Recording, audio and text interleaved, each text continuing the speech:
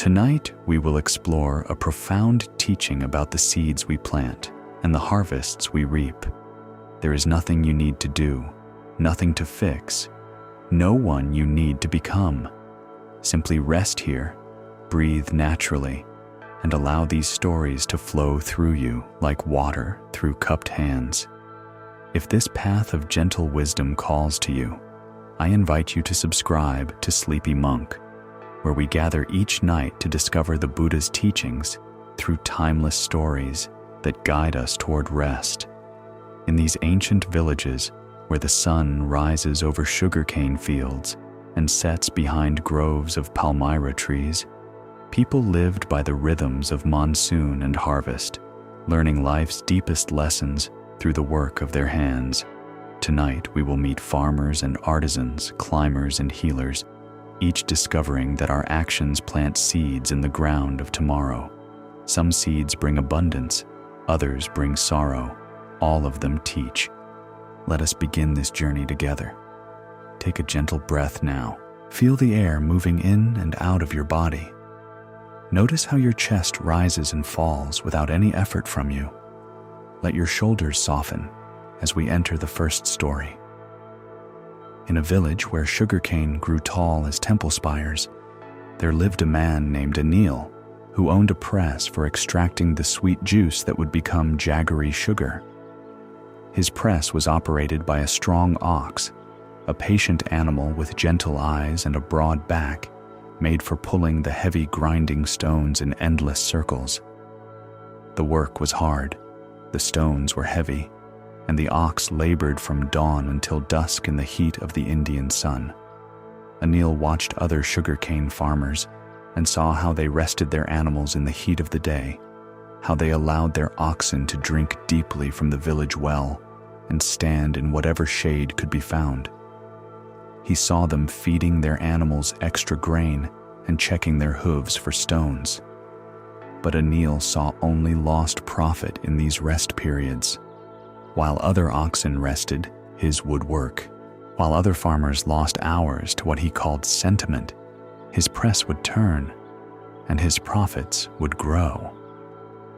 Time is sugar, Anil would say to anyone who would listen. Every moment that ox stands still is jaggery I cannot sell. He believed that pushing harder, working longer, resting less would set him apart from his neighbors.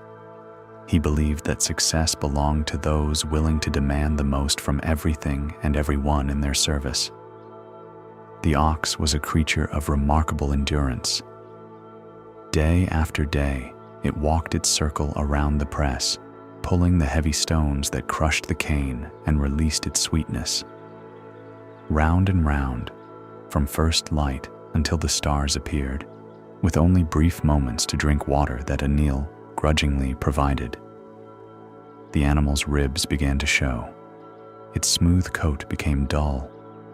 Its gentle eyes held something that had not been there before, a kind of deep weariness that went beyond the tiredness of honest work. During the harvest season, when every farmer pressed their cane, Anil's ox worked 18 hours a day. He fed it the minimum grain necessary to keep it moving, reasoning that a thin ox could work as hard as a fat one, and feed was expensive. When the animal stumbled occasionally from exhaustion, Anil would strike it with a switch, believing that discipline would overcome fatigue. His neighbor, an older man named Gopal, owned an ox of similar age and strength, but Gopal's approach was different. Every few hours, he would unhitch his animal and lead it to the shade of a large neem tree. There, the ox would rest, chew grain slowly, and drink its fill from a wooden trough that Gopal kept filled with clean water. During the hottest part of the day, Gopal's ox would lie down in the shade while Gopal himself took his afternoon rest. "You lose 3 hours of work each day," Anil would comment when he saw Gopal's ox resting. 3 hours of profit sleeping under a tree. Gopal would smile and run his hand along his ox's flank, feeling the strong muscle beneath healthy skin. "Perhaps," he would say. "We will see." Anil's methods seemed to prove themselves during the first harvest season. His press ran longer each day, processed more cane, produced more jaggery. He counted his coins with satisfaction, convinced that his discipline had rewarded him with greater profit than his neighbors achieved. He looked at Gopal's well-rested ox and saw only inefficiency. But something was building in the body of Anil's ox, something invisible but growing stronger each day, like water building pressure behind a dam. The animal's breathing became labored. Its steps grew shorter. The smooth rhythm of its circular walking began to falter, and sometimes it would stop entirely, standing with its head lowered, sides heaving, until Anil's switch forced it back into motion. The second harvest season arrived with its familiar demands. Again, Anil pushed his ox to work from dawn to darkness. Again he counted profitable hours while other animals rested. But now his ox needed the switch more often. Its stumbles became falls. Its breathing became so harsh that Anil could hear it above the sound of the grinding stones. One morning in the third week of that season, Anil came to harness his ox and found the animal lying on its side in the shed, its ribs barely moving, its eyes open but seeing nothing. By afternoon, it was dead. The cost of replacing the ox was enormous. A strong, healthy animal of working age commanded a price that consumed not only the profits Anil had made from 2 seasons of pushing his previous ox beyond endurance, but required him to borrow against the next season's harvest. When he counted his coins after purchasing a replacement animal, he realized he was poorer than when he had started, despite 2 years of what he had believed was superior efficiency. That same week, Gopal hitched his ox to his press for another day's work. The animal was now 15 years old, still strong, still healthy, its coat still shining with good care. It had worked every harvest season alongside Anil's ox, processed nearly the same amount of cane, produced nearly the same amount of jaggery. But it had done so while resting regularly, eating well, and drinking deeply. It would work for several more years. Anil stood in his field, looking at the new ox he could barely afford, and finally understood what his impatience had cost him. A traveling monk happened to pass through the village that day, and Anil found himself speaking of his situation. "I thought I was being efficient," he said. "I thought rest was waste." The monk listened quietly, then said, "The Buddha taught that cruelty to those who serve you destroys what serves you. Your ox served you faithfully, but you served only your impatience. Which was the better servant?" Anil watched Gopal leading his 15-year-old ox to the shade of the neem tree for its afternoon rest. The animal moved with easy strength, its breathing calm, its step sure. It would work again tomorrow, and the day after, and for many days to come. "I ground my ox to dust," Anil said quietly, "and the dust cost me more than the grinding ever earned." This story shows us how impatience destroys the very resources we depend on. Anil discovered that pushing beyond healthy limits doesn't create greater productivity. It creates collapse. Buddhism teaches that sustainable effort requires rest, just as the body requires both inhalation and exhalation. When we drive ourselves or others without mercy, we plant seeds of breakdown.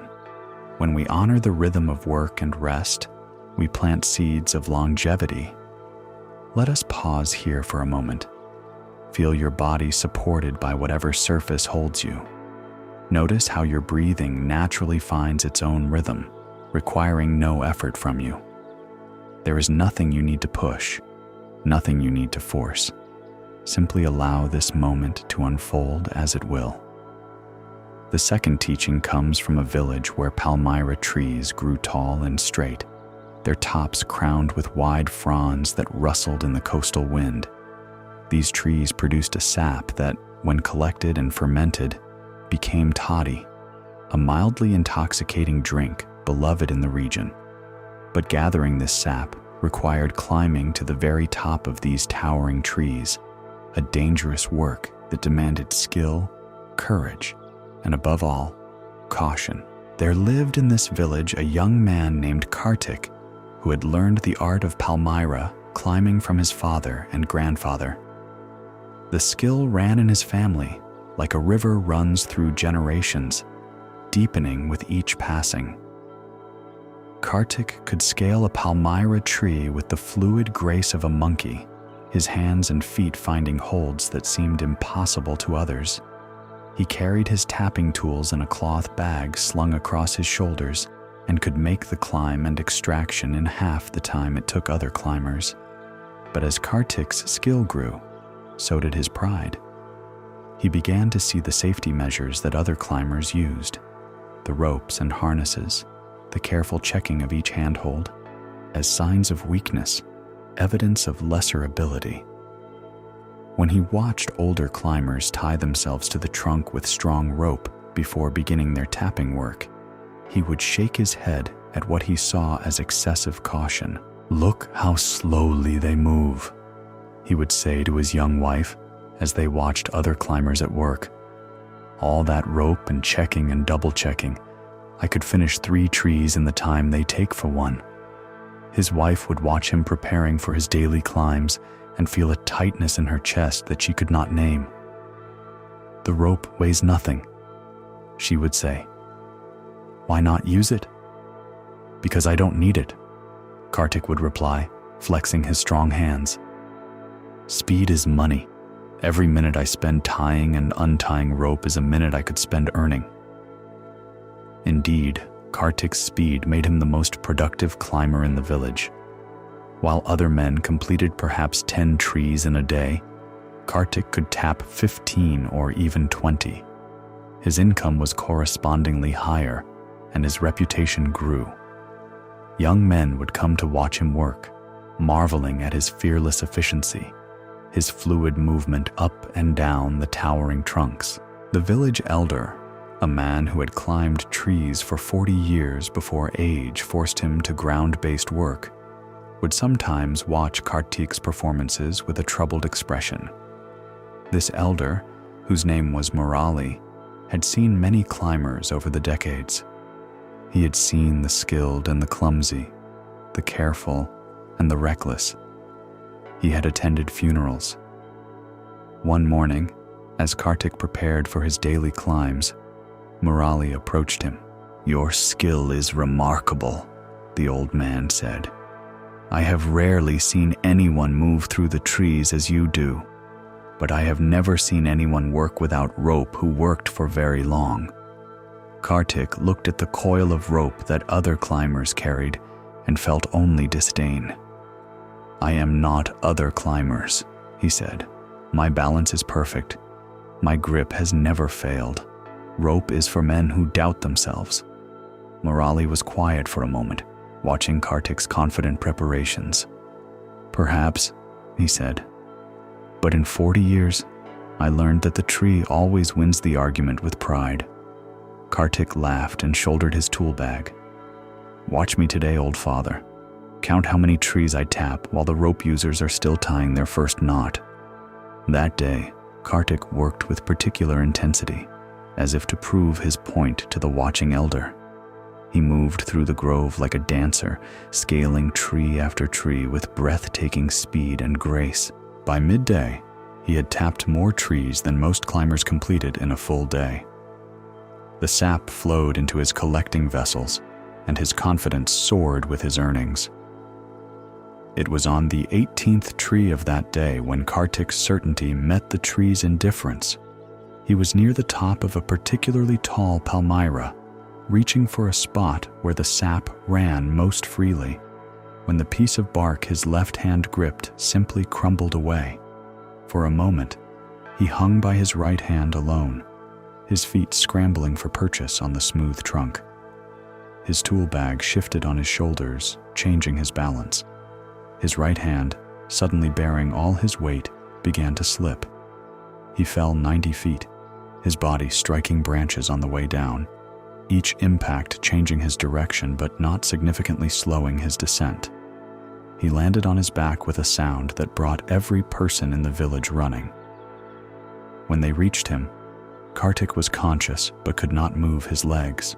He lay in the dust beneath the palmyra tree, staring up at the height from which he had fallen, finally understanding what the rope had been for. His spine was broken in 2 places. He would never climb again. He would never walk again. The injury consumed the family's savings within weeks. Medical treatment, special equipment, and the lost income from Kartik's climbing combined to create a financial disaster. By the end of the year, they had sold everything they owned except their small house and still owed money to relatives and neighbors. Kartik's son was only 12 years old, but necessity aged him quickly. Someone had to earn money for the family, and the only skill Kartik could teach was climbing. With a heavy heart and trembling hands, he began training his boy in the art that had broken his own back.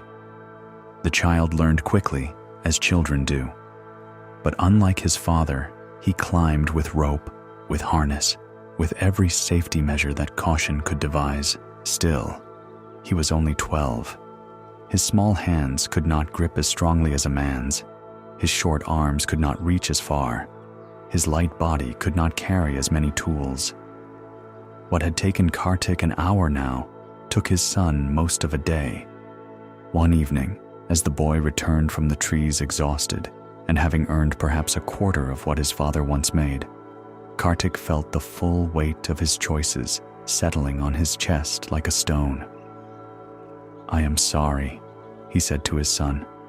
"I am sorry you must do this work."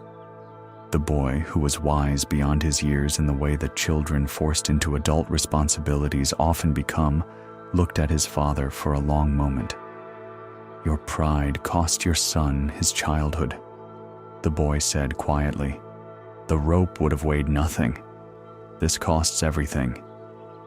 This story shows us how refusing basic precautions in the name of efficiency can steal the future from those who depend on us.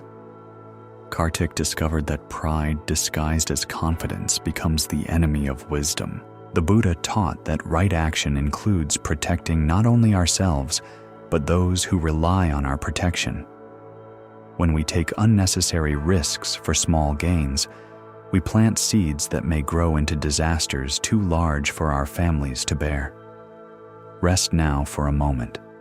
Let your breath find its natural rhythm. Feel how your body knows how to care for itself, how to breathe without instruction, how to rest without permission. There is nothing you must prove, nothing you must achieve in this moment. Simply be here. Simply rest. In another village, not far from where the palmyra trees grew, there stood a small shrine dedicated to the prediction of monsoons. This was a region where the annual rains meant the difference between abundance and starvation, where farmers would scan the skies each morning looking for the first clouds that might signal the coming of life-giving water. The monsoon's timing was crucial. Too early, and the fields were not prepared. Too late, and the planting season was lost. The shrine was tended by a priest named Banu, a man of middle years who had inherited the position from his father, who had inherited it from his father before him. For 3 generations, the family had maintained this shrine and performed the ceremonies that were believed to influence the timing and abundance of the monsoon rains. Banu was a clever man with a talent for reading the subtle signs that nature provides to those who pay attention. He noticed how certain birds changed their behavior before weather shifts. He observed how the wind carried different scents when moisture was building far out at sea. He felt in his joints the pressure changes that preceded major weather patterns. These observations, combined with knowledge passed down through his family, made him unusually skilled at predicting when the monsoon would arrive. But somewhere in his middle years, Banu made a crucial error in understanding. He began to believe that his successful predictions meant he was actually controlling the weather, rather than simply reading its signs. The distinction between prediction and control became blurred in his mind, and eventually disappeared entirely. "The rains come when I call them," he began to tell worried farmers. "My prayers direct the clouds. My ceremonies command the wind." What had started as a service, helping farmers prepare for weather he could sense approaching, became a claim of power over forces far beyond any human influence.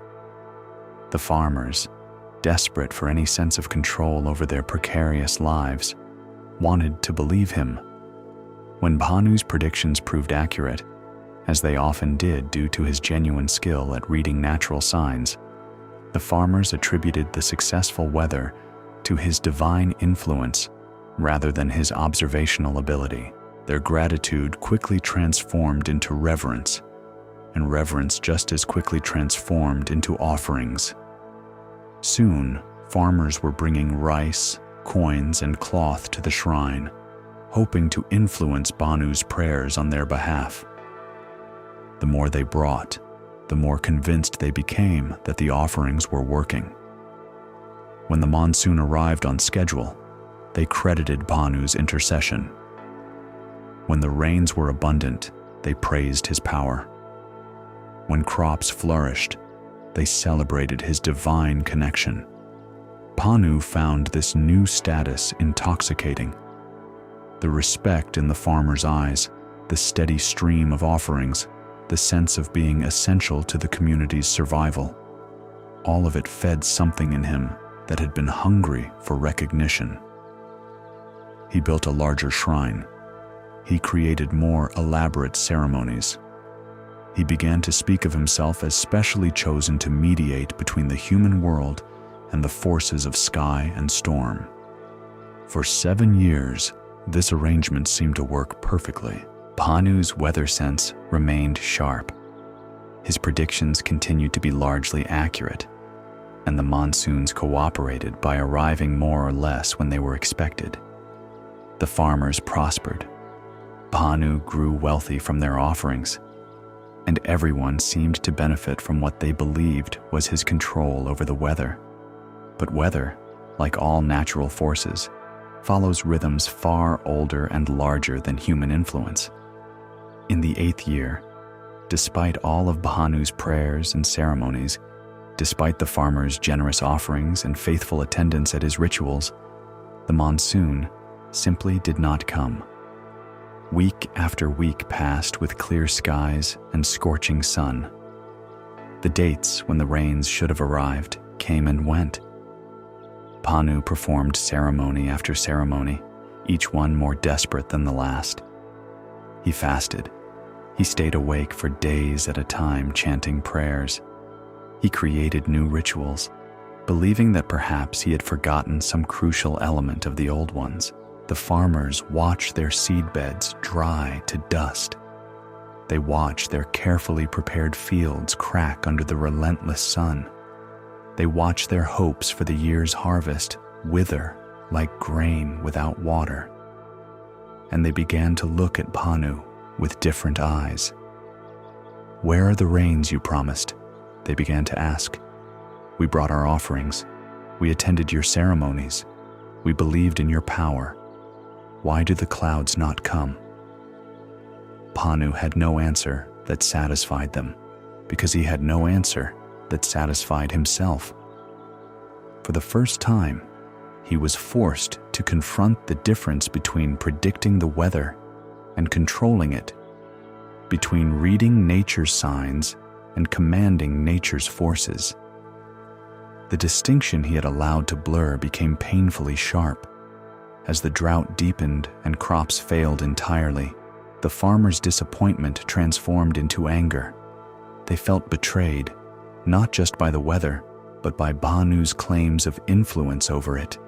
They had given him their trust, their money, their hope, and received in return only empty promises and failed ceremonies.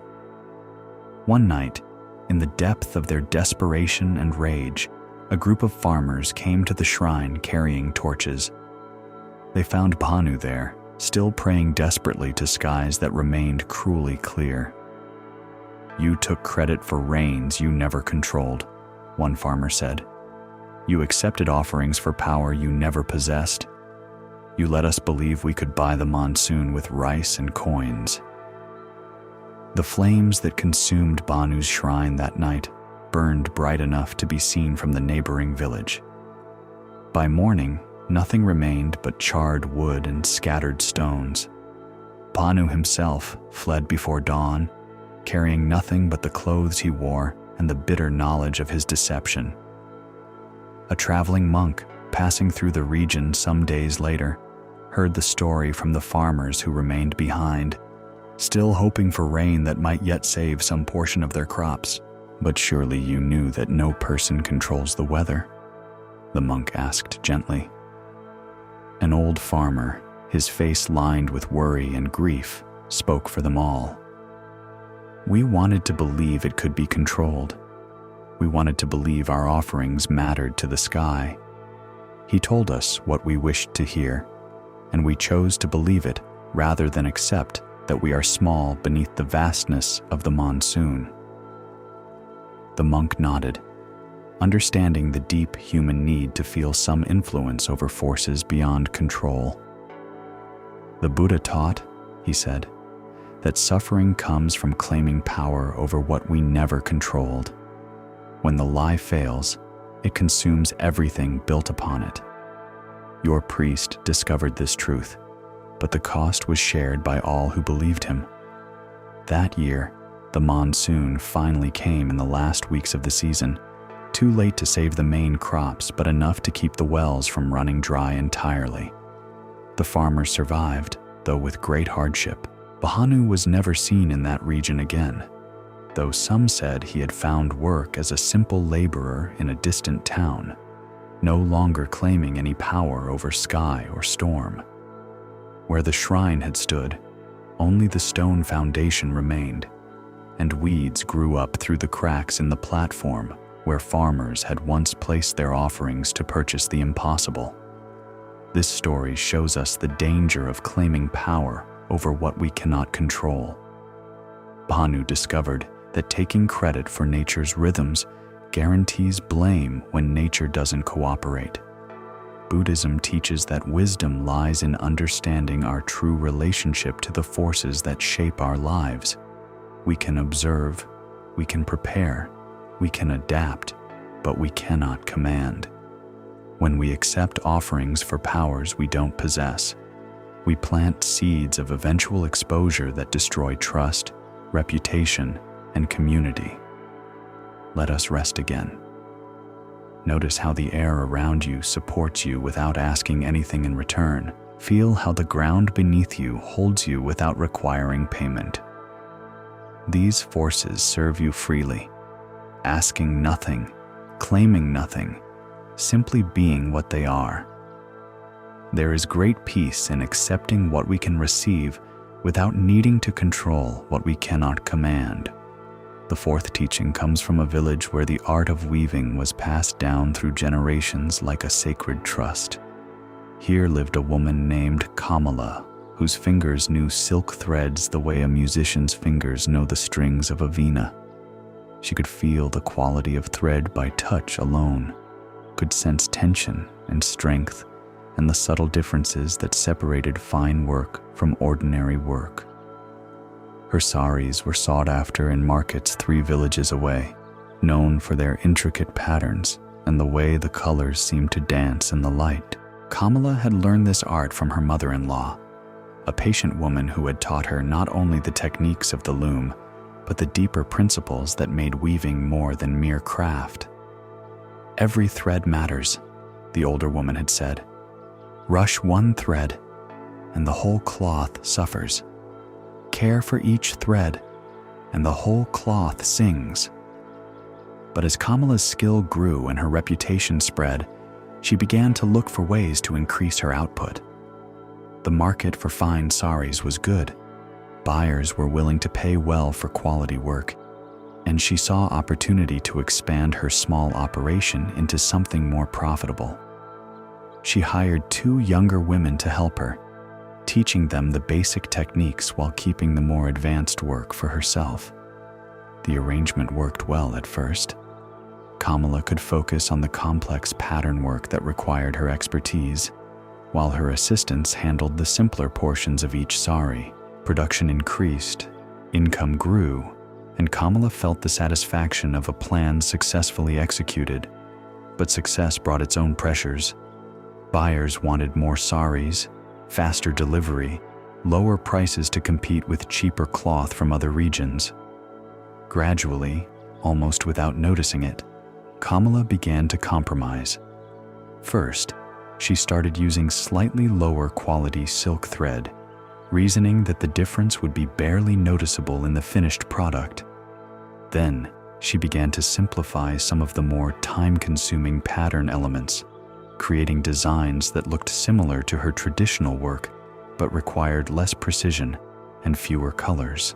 When her assistants occasionally made small mistakes, a thread pulled too tight, a color slightly off in the pattern, Kamala found herself accepting work that she would previously have required them to redo. Close enough became a phrase she used more and more often.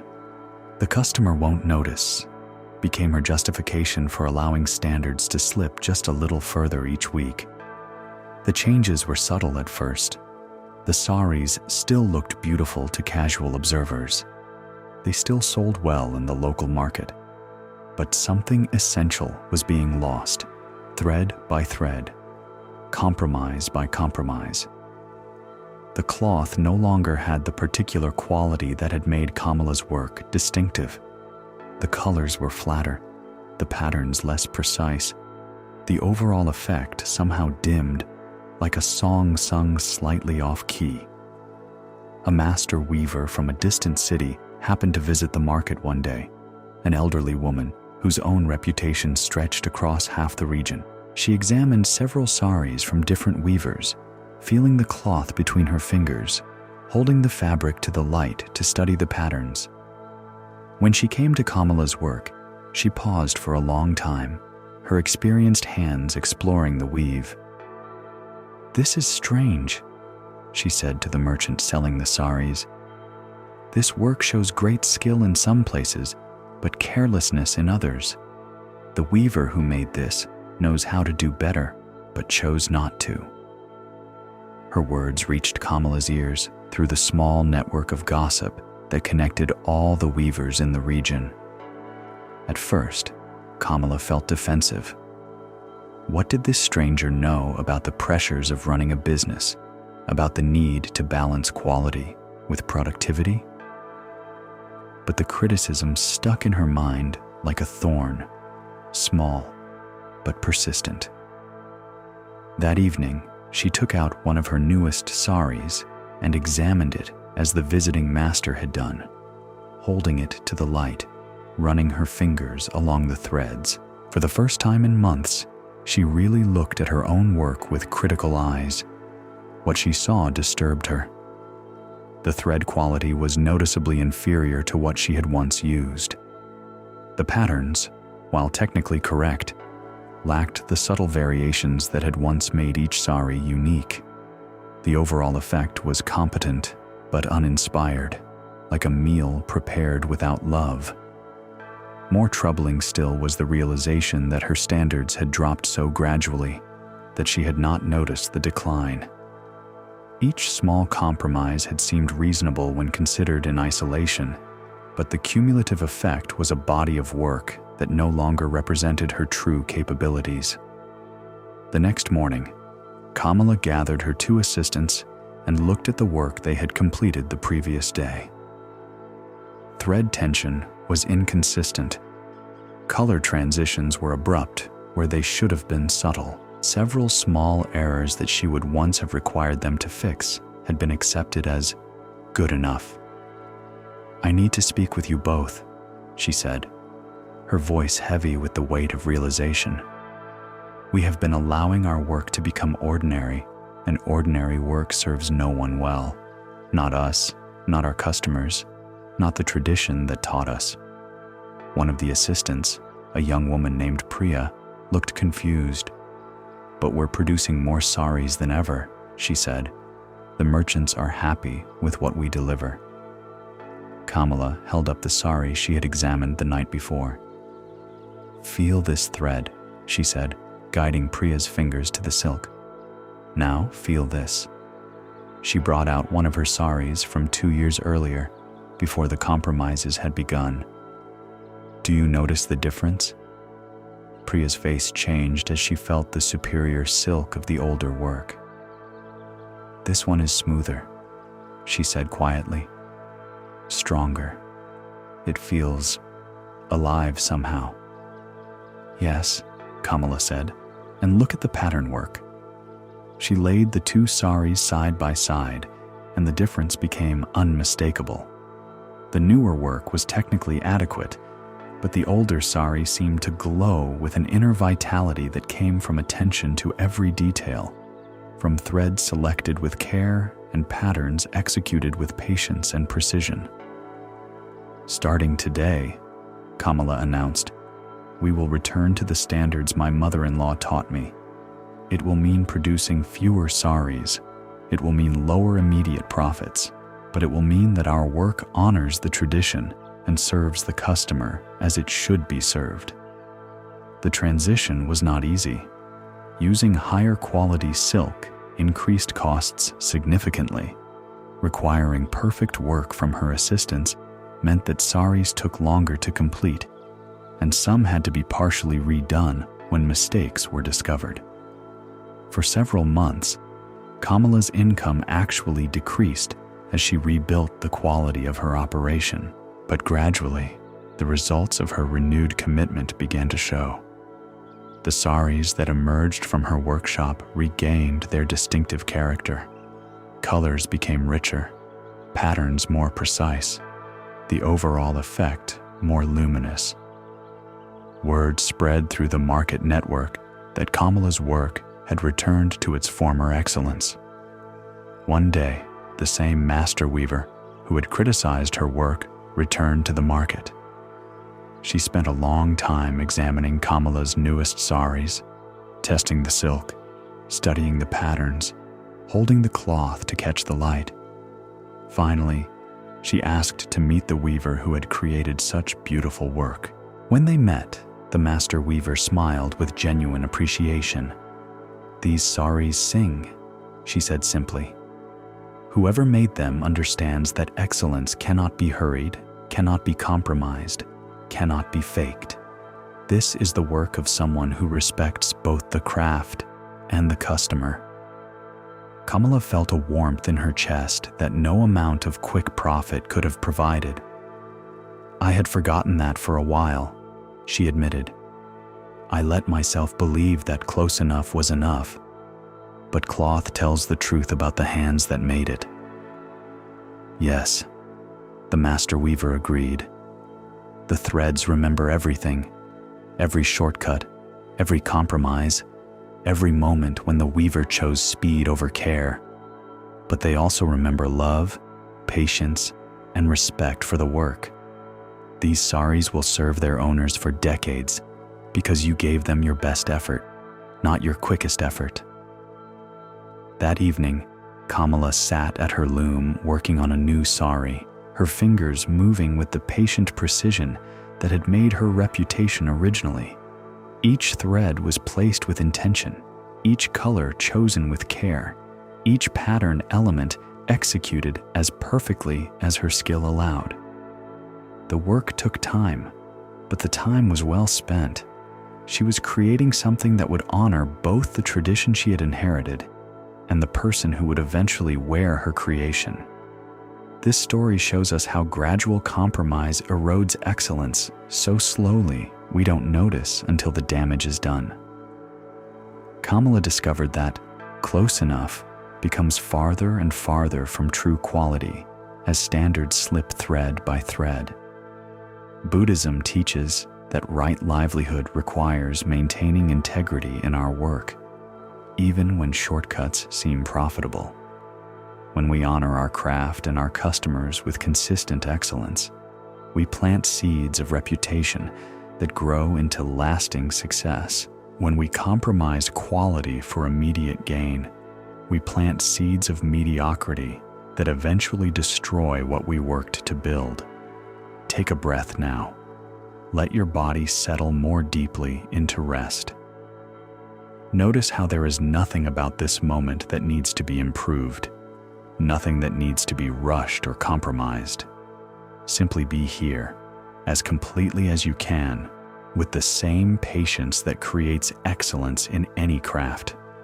From a coastal village where fishermen cast their nets each morning into waters that changed with the tides, we hear the story of a man named Ravi who owned 3 fishing boats and employed 12 men to crew them. The boats were sturdy, well-maintained vessels, and Ravi had inherited both the boats and the knowledge of the best fishing grounds from his father, who had learned them from his father before him. For generations, Ravi's family had prospered by following certain principles that governed their relationship with the sea. They fished during seasons when fish were abundant, but avoided the times when fish were spawning, allowing the populations to renew themselves. They used nets with large enough holes to allow young fish to escape, taking only mature fish that had already reproduced. They shared information about fish movements with other fishing families, understanding that the ocean's abundance could support everyone if harvested wisely. These practices had created a sustainable cycle. The fish populations remained healthy, the fishing grounds continued to produce year after year, and the fishing families could count on steady income across the generations. It was a system that honored both human need and natural rhythm, creating prosperity that could continue indefinitely. But Ravi began to notice changes in the fishing industry that troubled him. Boats from other ports were using finer nets that caught smaller fish. Some crews were fishing during spawning seasons, when fish were most vulnerable, but also most numerous. New preservation techniques meant that boats could stay out longer and bring back larger catches. All of this increased the immediate profitability of fishing, and Ravi watched his competitors' incomes rise while his remained steady. At first, Ravi resisted the pressure to change his methods. "My grandfather fished these waters for 40 years," he would tell his wife when she asked why their neighbors seemed to be prospering more than they were. "His methods sustained our family through good times and difficult times. I trust the wisdom of those who came before me." But as months passed and the income gap widened, Ravi began to feel that his traditional methods were making him appear backward, overly cautious, unwilling to embrace improvements that could benefit his family. His crews began to grumble that other fishermen were making more money for the same work. His own sons suggested that perhaps the old ways were no longer adequate for modern times. The pressure built until Ravi finally decided to experiment with some of the newer techniques. He purchased nets with smaller holes, reasoning that he could try them for a few months and see how they performed. He extended his boat's time at sea, taking advantage of better preservation methods to bring back larger catches. When spawning season arrived, he decided to fish through it instead of taking the traditional rest period. The immediate results seemed to vindicate his decision. His catches increased dramatically. His income rose to match and then exceed that of his competitors. His crew was happy with their larger shares of more profitable voyages. For the first time in years, Ravi felt he was keeping pace with the changes in his industry. But the sea keeps its own accounting, and the bill for intensive fishing practices arrived slowly but inevitably. By the end of the first year, Ravi noticed that his boats had to travel farther from shore to find the same number of fish. The traditional fishing grounds that had supported his family for generations seemed less productive than they had been. "The fish are just moving," he told himself. "The ocean is large. There are other places to fish." But the second year brought clear evidence that something fundamental had changed. Not only Ravi's boats, but all the boats from his port were finding it harder to locate fish in the quantities they had grown accustomed to. The finer nets had captured juveniles that would never reproduce. Fishing during spawning season had disrupted breeding cycles. The overall fish population in their traditional waters was beginning to collapse under the pressure of intensive harvesting. Ravi found himself caught in a trap, partly of his own making. With fish becoming scarcer, he needed to fish even more intensively to maintain his income. He purchased nets with even smaller holes. He extended his boat's range, burning more fuel to reach waters where fish might still be found. He increased the number of trips per month, pushing his boats and crews harder to compensate for diminishing returns from each voyage. The other fishing families were caught in the same spiral. As fish became scarcer, competition became more desperate. Boats began fishing in each other's traditional grounds. Crews worked longer hours in increasingly dangerous conditions. The cooperative sharing of information that had once benefited everyone was replaced by secrecy, as each family tried to protect whatever fishing spots still produced decent catches. By the third year, the crisis was undeniable. Catches had fallen to a third of what they had been just 5 years earlier. Several fishing families had sold their boats and left the village to find other work. The fish populations in their coastal waters were so depleted that even the most intensive fishing barely produced enough to cover the costs of fuel and boat maintenance. Ravi stood on his dock one morning, looking at his 3 boats and calculating how much it would cost to fuel them for another day's fishing versus how much fish they were likely to bring back. For the first time, he realized that a day's fishing might actually cost him money rather than earn it. The economics that had sustained his family for generations had been broken. An old fisherman named Dada, who had retired from active fishing but still mended nets for the younger men, approached Ravi that morning. Dada had watched the entire transformation with the sadness of someone who understood the long-term consequences of short-term thinking. "Your grandfather knew something we forgot," Dada said quietly, settling beside Ravi on the dock. "He knew that the sea is not a mine to be emptied, but a garden to be tended. Take only what can be replaced, and it replaces itself forever. Take everything you can catch, and soon there is nothing left to catch." Ravi looked out at the water that had supported his family for generations and felt the weight of what his choices had cost. "I thought I was adapting to changing times," he said. "I thought the old ways were holding me back." "The old ways were holding back disaster," Dada replied. "Now the disaster is here, and all the modern nets in the world cannot catch fish that no longer exist." That afternoon, Ravi visited the local temple and found himself speaking to the priest about his situation. The priest listened patiently as Ravi described the collapse of his family's fishing operation and the transformation of the entire coastal economy. "The Buddha taught," the priest said gently, "that actions taken from greed destroy the very source of what is desired. You desired more fish, so you took more fish than could be replaced. Now there are fewer fish than when you began.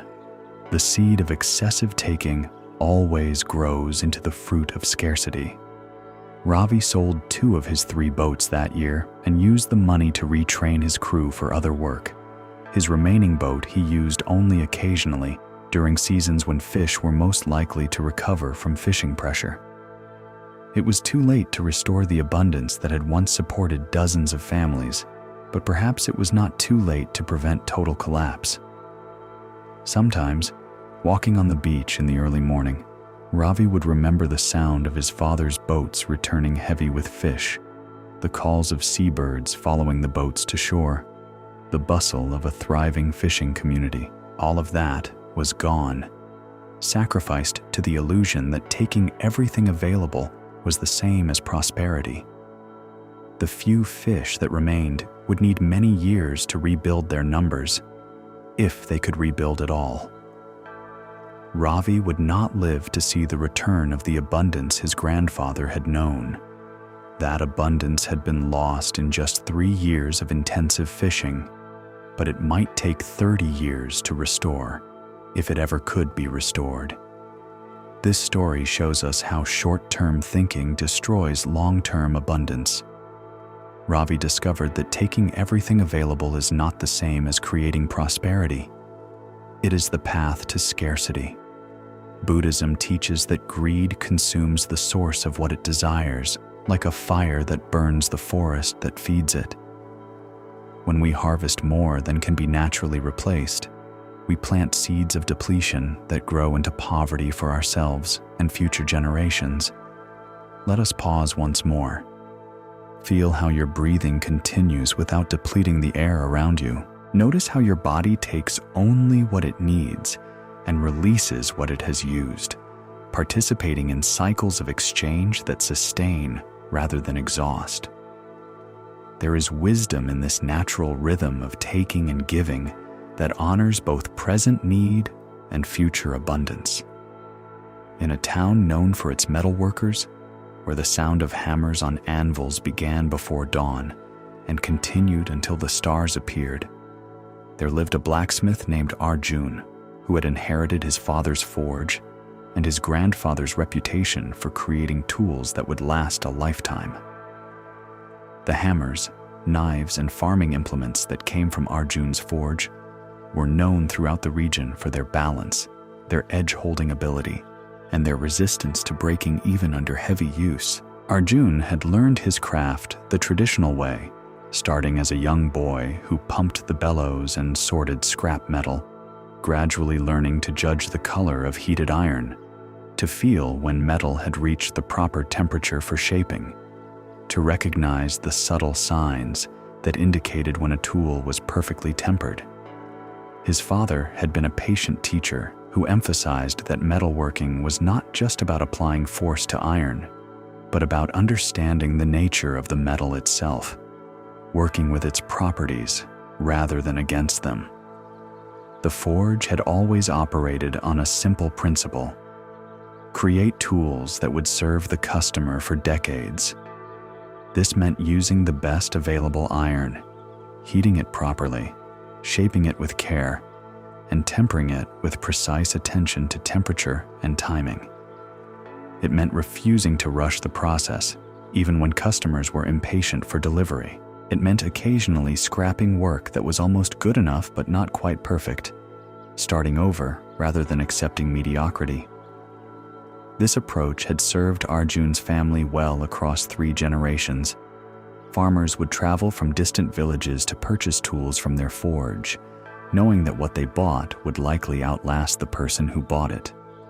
The blacksmith's reputation was built on this reliability, and customers were willing to pay premium prices for tools they knew they could trust. But the economic environment around Arjun's forge was changing in ways that challenged his traditional approach.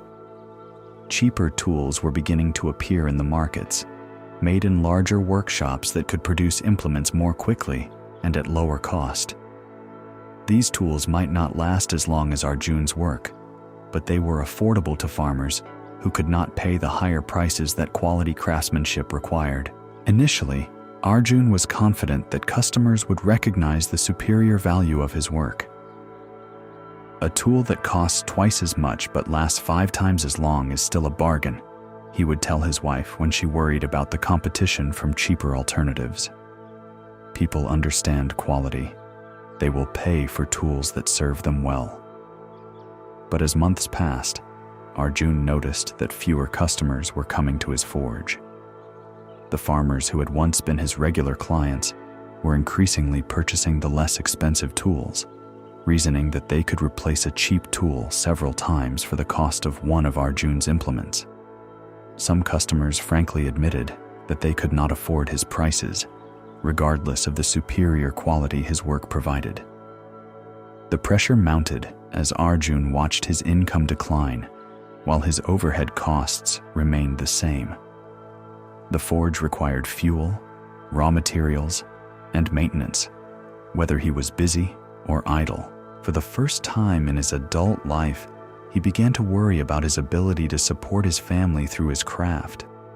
After much internal struggle, Arjun decided that he needed to find ways to reduce his costs and speed his production in order to compete with the newer workshops. He began by purchasing lower-grade iron, reasoning that the difference in quality might not be significant enough to matter to most customers. He started heating his work for shorter periods, saving fuel and time at each step of the process. He began accepting tool work that was adequate rather than excellent, convincing himself that perfection was a luxury his business could no longer afford. The changes allowed Arjun to reduce his prices and increase his output. For a while, it seemed that his adaptation to the new market conditions was successful. More customers returned to his forge, attracted by the combination of lower prices and his established reputation for quality. His income stabilized, and he felt that he had successfully navigated the challenge of increased competition. But tools, like any other product, carry within themselves the story of how they were made. The shortcuts that Arjun had taken to reduce costs began to reveal themselves in the performance of his products. The lower-grade iron dulled more quickly and chipped under stress. The reduced heating and faster tempering resulted in tools that were harder to sharpen and more prone to breaking. The relaxed quality standards meant that balance and finish were inconsistent from one tool to the next. Within 6 months, complaints began to reach Arjun's ears. A farmer reported that one of his new knives had broken during normal use. Another mentioned that a hammer's handle had worked loose after just a few weeks. Word spread through the farming community that Arjun's tools were no longer as reliable as they had once been, that the legendary durability of his family's work seemed to have disappeared. The damage to his reputation accelerated as more customers experienced problems with his newer work. Farmers who had once automatically chosen his tools began to hesitate, uncertain whether the quality they remembered was still available. Some decided that if Arjun's work was no longer superior to the cheaper alternatives, they might as well purchase the cheaper tools and save money. Arjun found himself caught between two failures. His attempt to compete on price had not been successful enough to replace the volume of business he had lost to cheaper competitors, but it had been damaging enough to destroy the quality reputation that had been his family's primary competitive advantage. He was producing inferior work at reduced prices for a shrinking customer base, the worst possible business position. One morning, an old farmer named Govind came to the forge carrying a hammer that Arjun's grandfather had made 30 years earlier. The handle was worn smooth by decades of use, but the head was still perfectly balanced and showed no signs of wear or damage. "I came to see if you could make me another hammer like this one," Govind said, placing the old tool on Arjun's workbench. "This one has served me faithfully for 3 decades, but I want to pass it on to my son and get a new one for myself." Arjun picked up his grandfather's work and felt immediately the superior weight and balance that came from careful craftsmanship and the best materials. The contrast with his own recent work was painful and undeniable. He realized that he had been so focused on competing with inferior tools that he had made his own work inferior in the process. "I'm not sure I can make you a hammer like this one," Arjun admitted, his voice heavy with the recognition of what he had lost. "I have been trying to match other people's prices instead of honoring my own standards." Govind studied Arjun's face for a moment, then said, "Your grandfather's tools cost more than other smiths' tools, but they cost less in the long run because they never needed to be replaced. If you make tools like everyone else makes them, why would anyone choose you over anyone else?" That afternoon, Arjun made a decision that would determine the future of his craft and his livelihood.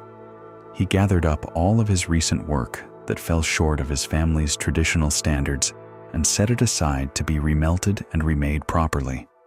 He discarded his inferior raw materials and purchased the best iron he could find. He returned to the heating, shaping, and tempering practices his grandfather had taught him, regardless of the time and fuel they required. The transition was difficult and expensive. Remaking flawed work consumed time and materials without producing income. Using superior raw materials and traditional methods increased his costs significantly. For several months, Arjun actually lost money as he rebuilt the quality of his operation and his reputation. But gradually, word spread through the farming community that Arjun had returned to his family's traditional standards. Customers who had been disappointed by his recent work began to give him another chance. The tools that emerged from his restored forge carried once again the unmistakable quality that had made his family's reputation: perfect balance, superior edge retention, and the kind of durability that made a tool an investment rather than an expense. A year after his decision to restore his standards, Govind returned to the forge to collect the hammer he had commissioned. Arjun handed him a tool that matched the quality of his grandfather's work: perfectly balanced, beautifully finished, made from the best materials with the patience and skill that marked true craftsmanship. Govind hefted the hammer, testing its weight and balance, then smiled with satisfaction. "This is what I came for," he said. "This is a tool I can use for 30 years and pass on to my son. This is worth paying for." This story shows us how abandoning excellence to compete with mediocrity destroys the very advantage that made us valuable. Arjun discovered that trying to match inferior competitors made his own work inferior. Buddhism teaches that right livelihood means maintaining the standards that honor both our capabilities and our customers' true needs. When we compromise our best work to compete with lesser alternatives, we plant seeds of reputation loss that grow into business failure.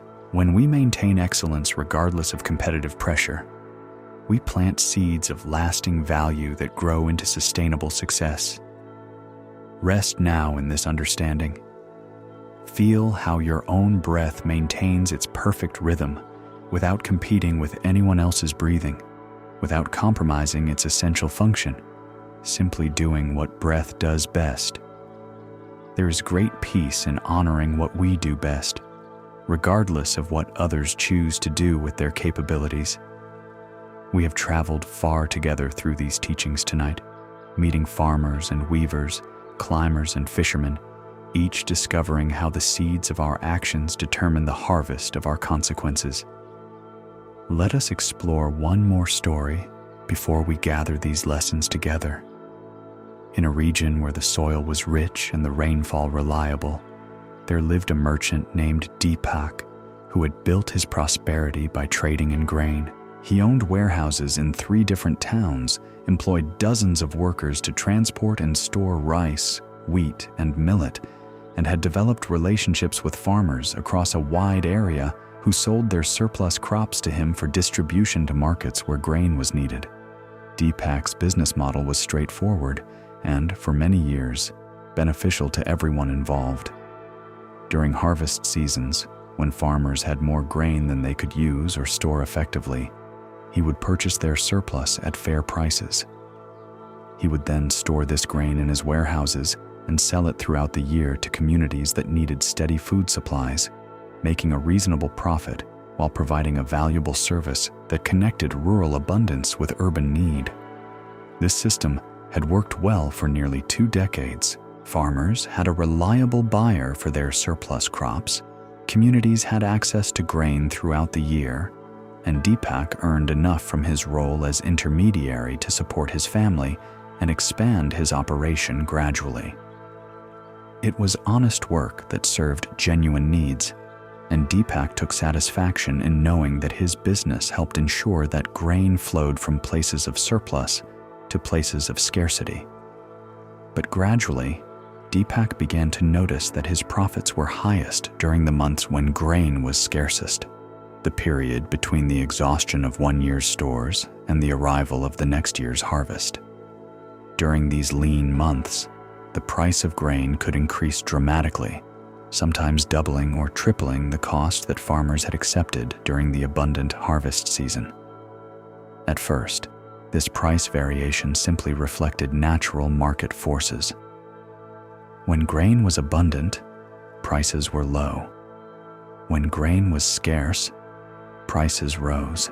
Deepak's profits during the scarce months helped compensate for the costs of storage, the risks of spoilage, and the investment he had tied up in inventory throughout the year. The system seemed to balance fairly across the annual cycle. But as Deepak studied these patterns more carefully, he realized that he could increase his profits significantly by manipulating the timing of his grain releases to markets. Instead of selling grain steadily throughout the year to maintain stable prices, he could hold back larger portions of his stores, creating artificial scarcity that would drive prices higher. The less grain he released during the months of natural scarcity, the higher the prices would climb, and the greater his profits would become. The strategy was simple in concept, but complex in execution. Deepak began maintaining his grain purchases from farmers during harvest seasons, continuing to offer them the fair prices they expected. But instead of releasing this grain gradually throughout the year as he had always done, he began holding back larger and larger portions, allowing scarcity to develop in markets that had previously enjoyed stable supplies.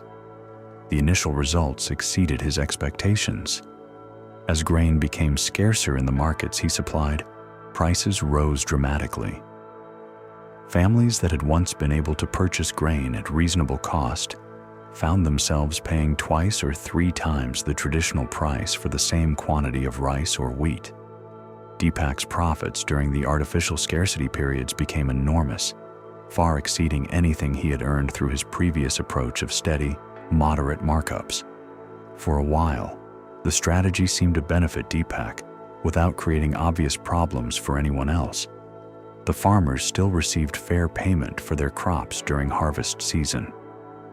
The grain was still ultimately reaching the markets that needed it, just at higher prices and in more limited quantities.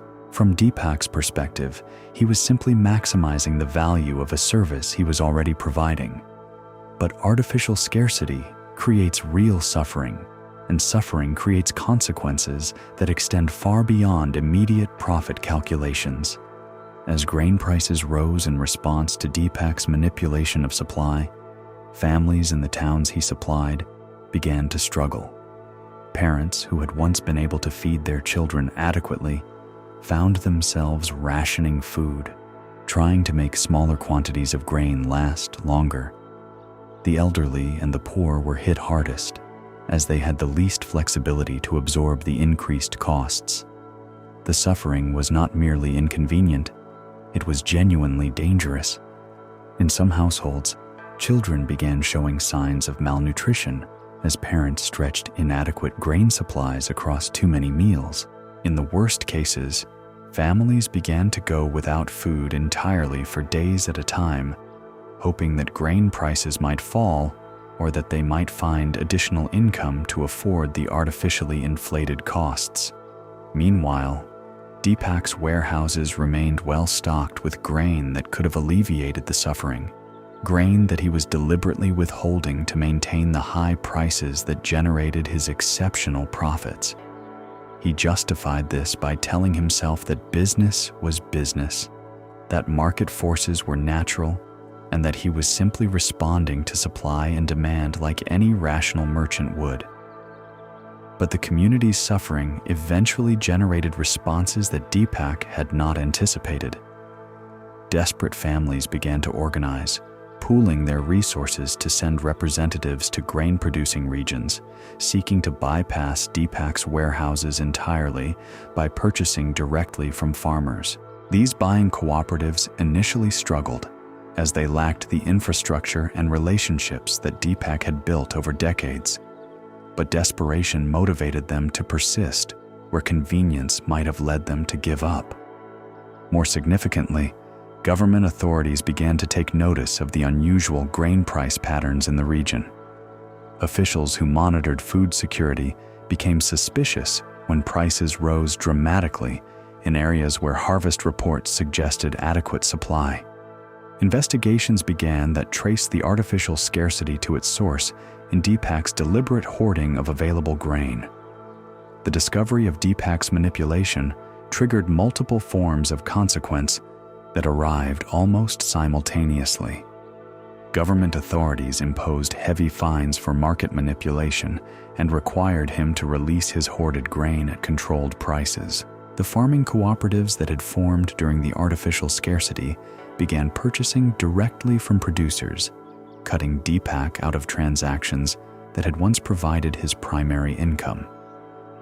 Most damaging of all, his reputation as a fair dealer was destroyed when the community learned that their suffering had been deliberately created for his profit.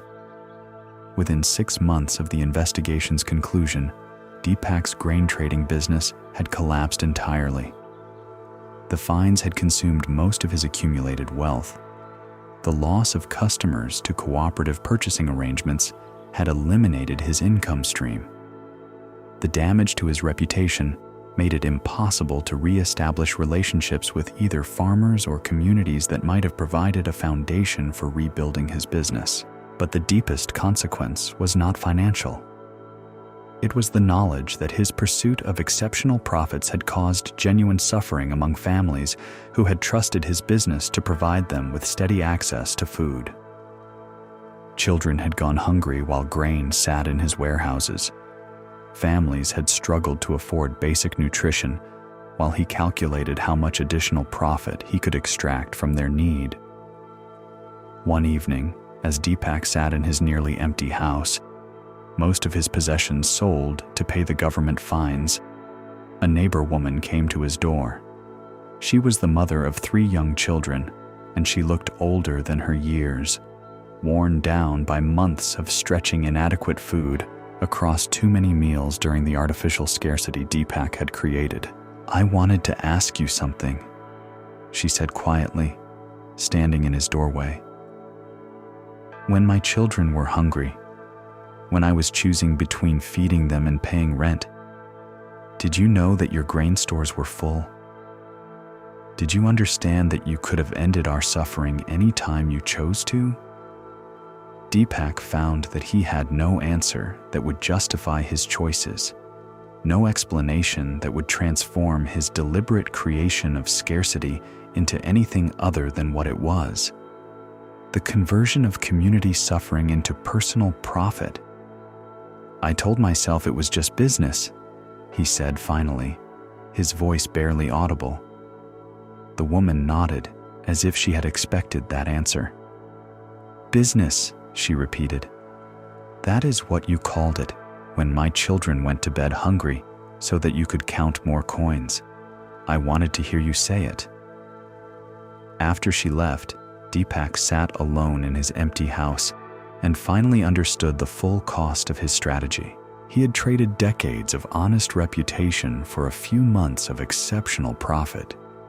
He had sacrificed the trust of his community for wealth that had quickly disappeared under the consequences of his own choices. Most importantly, he had caused real suffering among innocent people who had depended on his business for their basic needs. A traveling teacher happened to pass through the town some weeks later and heard the story of Deepak's rise and fall from several community members.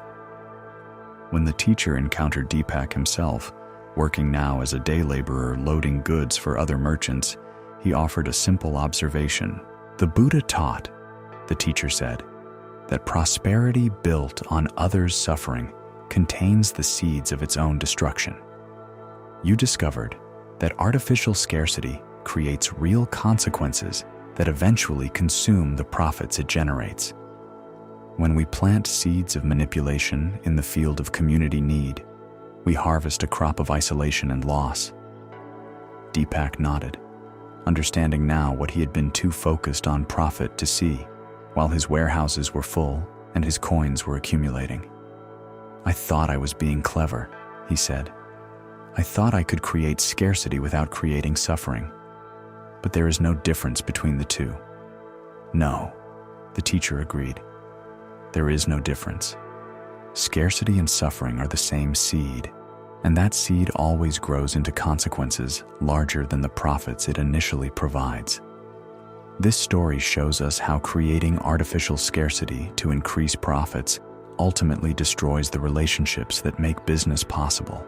Deepak discovered that manipulating community need for personal gain plants seeds of exposure and isolation that grow into business failure and social exclusion. Buddhism teaches that right livelihood cannot be built on others' suffering, because suffering always generates consequences that consume whatever profits it initially creates. When we serve genuine needs honestly, we plant seeds of trust that grow into sustainable prosperity.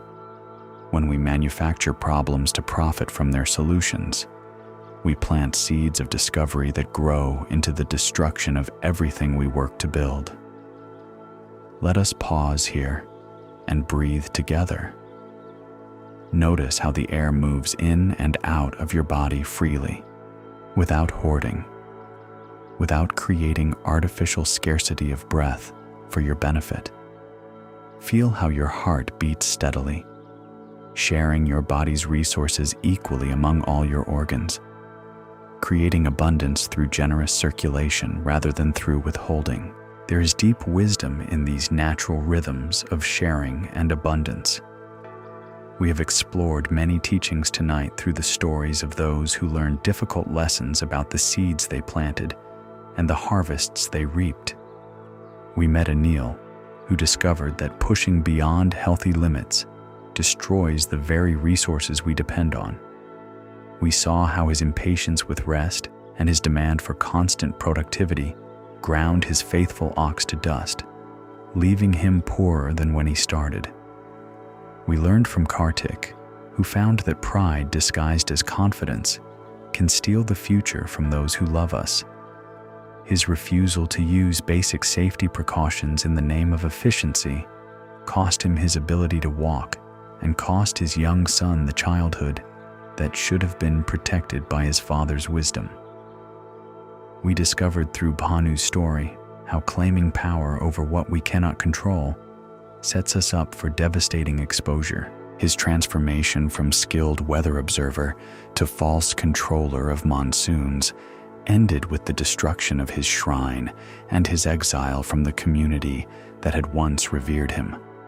We saw in Kamala's experience how gradual compromise erodes excellence so slowly we don't notice the damage until our reputation is already diminished. Her journey back to quality standards reminded us that close enough becomes farther and farther from true excellence as our standards slip thread by thread. We witnessed Ravi's painful discovery that short-term thinking destroys long-term abundance. His adoption of intensive fishing methods that seemed profitable in the moment destroyed the sustainable cycles that had supported his family for generations. Through Arjun's story, we learned how abandoning excellence to compete with mediocrity destroys the very advantage that made us valuable. His attempt to match inferior competitors nearly cost him the superior reputation that had been his family's greatest asset. And finally, we saw in Deepak's tale how creating artificial problems to profit from their solutions ultimately destroys the relationships that make business possible. His manipulation of grain supplies for profit ended with the collapse of the trust and infrastructure his business depended on. All of these teachings point to a single profound truth. Our actions are seeds that inevitably grow into consequences, and those consequences return to us multiplied. The Buddha called this the law of karma, not punishment from above, but the natural result of choices rippling out through time and circumstance until they complete their circle back to their source. When we plant seeds of impatience, we harvest breakdown and loss. When we plant seeds of pride and recklessness, we harvest injury and regret. When we plant seeds of false claims, we harvest exposure and exile. When we plant seeds of compromise, we harvest mediocrity and lost reputation. When we plant seeds of greed, we harvest scarcity and depletion. When we plant seeds of deception, we harvest isolation and failure. But this same law works in the positive direction. When we plant seeds of patience and respect for natural limits, we harvest sustainable abundance. When we plant seeds of humility and appropriate caution, we harvest safety and protection for those we love. When we plant seeds of honest service rather than false power, we harvest genuine respect and lasting community. When we plant seeds of excellence and integrity, we harvest reputation and pride in our work. When we plant seeds of wisdom about natural cycles, we harvest abundance that can continue across generations. When we plant seeds of honesty and genuine service, we harvest trust and sustainable prosperity. The choice of what to plant is always ours. Each day offers us countless opportunities to choose the seeds we scatter through our actions, our words, our intentions, and our treatment of others. The harvest is not always immediate, but it is always inevitable. What we plant in the morning of our choices, we will eat in the evening of their consequences. In your own life, you may find yourself facing similar choices to those our characters encountered. The pressure to push beyond healthy limits, to take shortcuts that compromise quality, to claim more power or knowledge than you actually possess, to sacrifice long-term sustainability for short-term gain. These pressures are universal human experiences, and the temptations they create are real and understandable. But now you carry these stories with you as guides. When you feel the urge to push yourself or others beyond what is sustainable, remember Anil's ox and choose the patience that preserves rather than the impatience that destroys. When pride whispers that safety measures are for lesser people, remember Kartik's fall and choose the humility that protects rather than the arrogance that injures. When you're tempted to claim credit for things beyond your control, remember Bhanu's burned shrine and choose honest service rather than false power.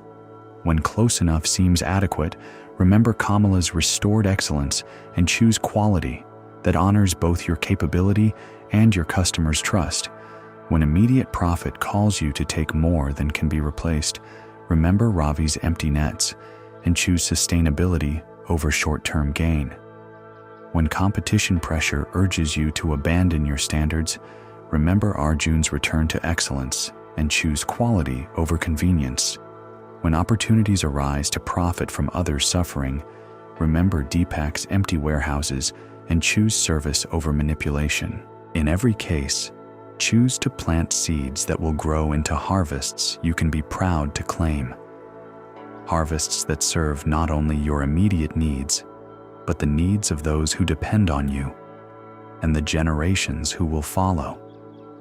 The deepest truth is that we are always planting, always harvesting, always participating in the great cycle of cause and consequence that governs all life. There is no action without result, no choice without outcome, no seed without eventual harvest. This is not a burden, but a gift. It means that we always have the power to influence our future through our present choices, always have the opportunity to plant better seeds than we planted yesterday. Let your body soften now as you absorb these teachings. Feel your shoulders releasing any tension they have been holding, your jaw softening, your breathing becoming slower and more natural. There is nothing you need to fix in this moment, nothing you need to change about your past choices. Simply rest in the understanding that tomorrow offers fresh soil for whatever seeds you choose to plant. Let your mind become quiet now, like a still pond that reflects the sky without disturbing the water. Allow these stories to settle into your consciousness like seeds settling into fertile ground, where they can take root and grow into wisdom that will guide your choices in the days to come. Feel how your body knows exactly how to breathe without your conscious direction, how your heart knows exactly how to beat, how all the essential functions of life continue without effort or worry from you. Trust this same natural wisdom to help you recognize which seeds to plant and which to avoid, which actions lead to harvests of abundance and which lead to harvests of depletion. Rest now in the peace of understanding. Rest in the knowledge that every moment offers you the choice to plant seeds of kindness rather than cruelty, seeds of wisdom rather than ignorance, seeds of patience rather than impatience.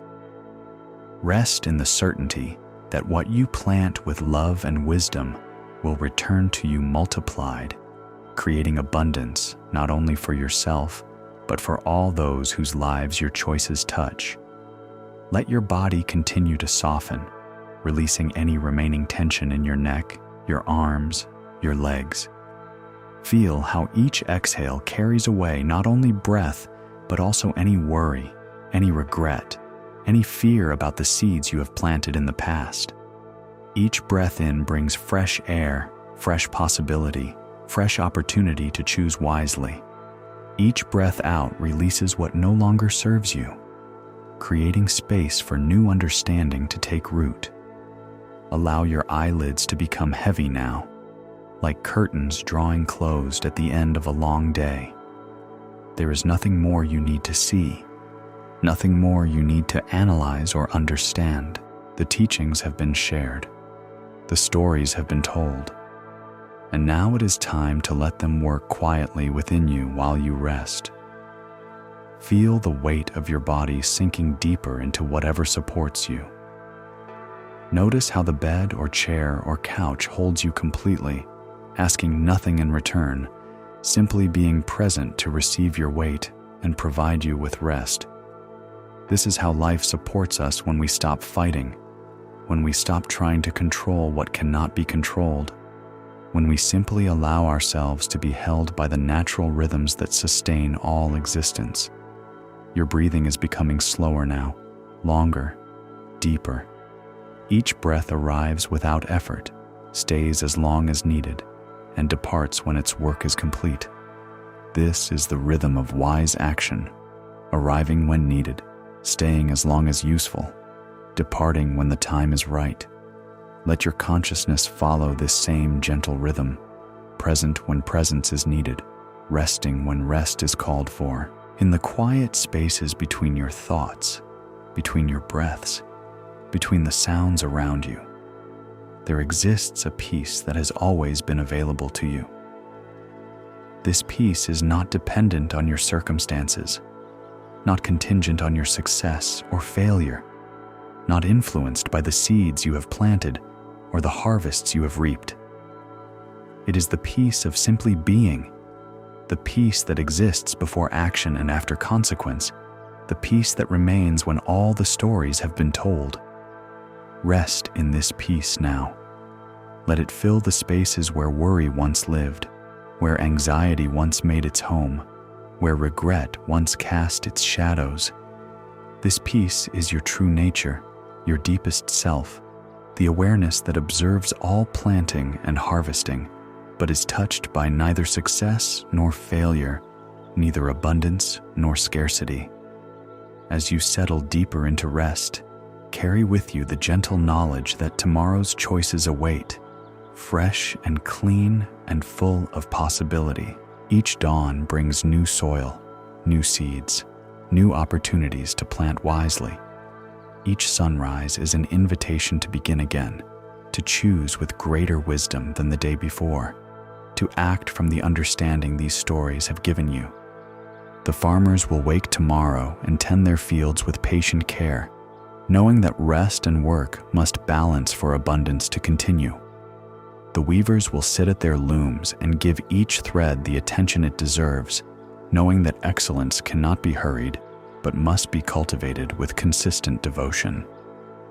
The fishermen will cast their nets with respect for the cycles that sustain the sea, knowing that taking only what can be replaced ensures that abundance will return. And you, as you wake to your own tomorrows, will carry these teachings with you like seeds in your pocket, ready to be planted whenever the moment calls for wisdom. Whenever a choice presents itself that could lead toward abundance or toward depletion, toward community or toward isolation, toward sustainable prosperity or toward the kind of success that consumes itself. But for now, there is no tomorrow to prepare for, no choices to make, no seeds to plant.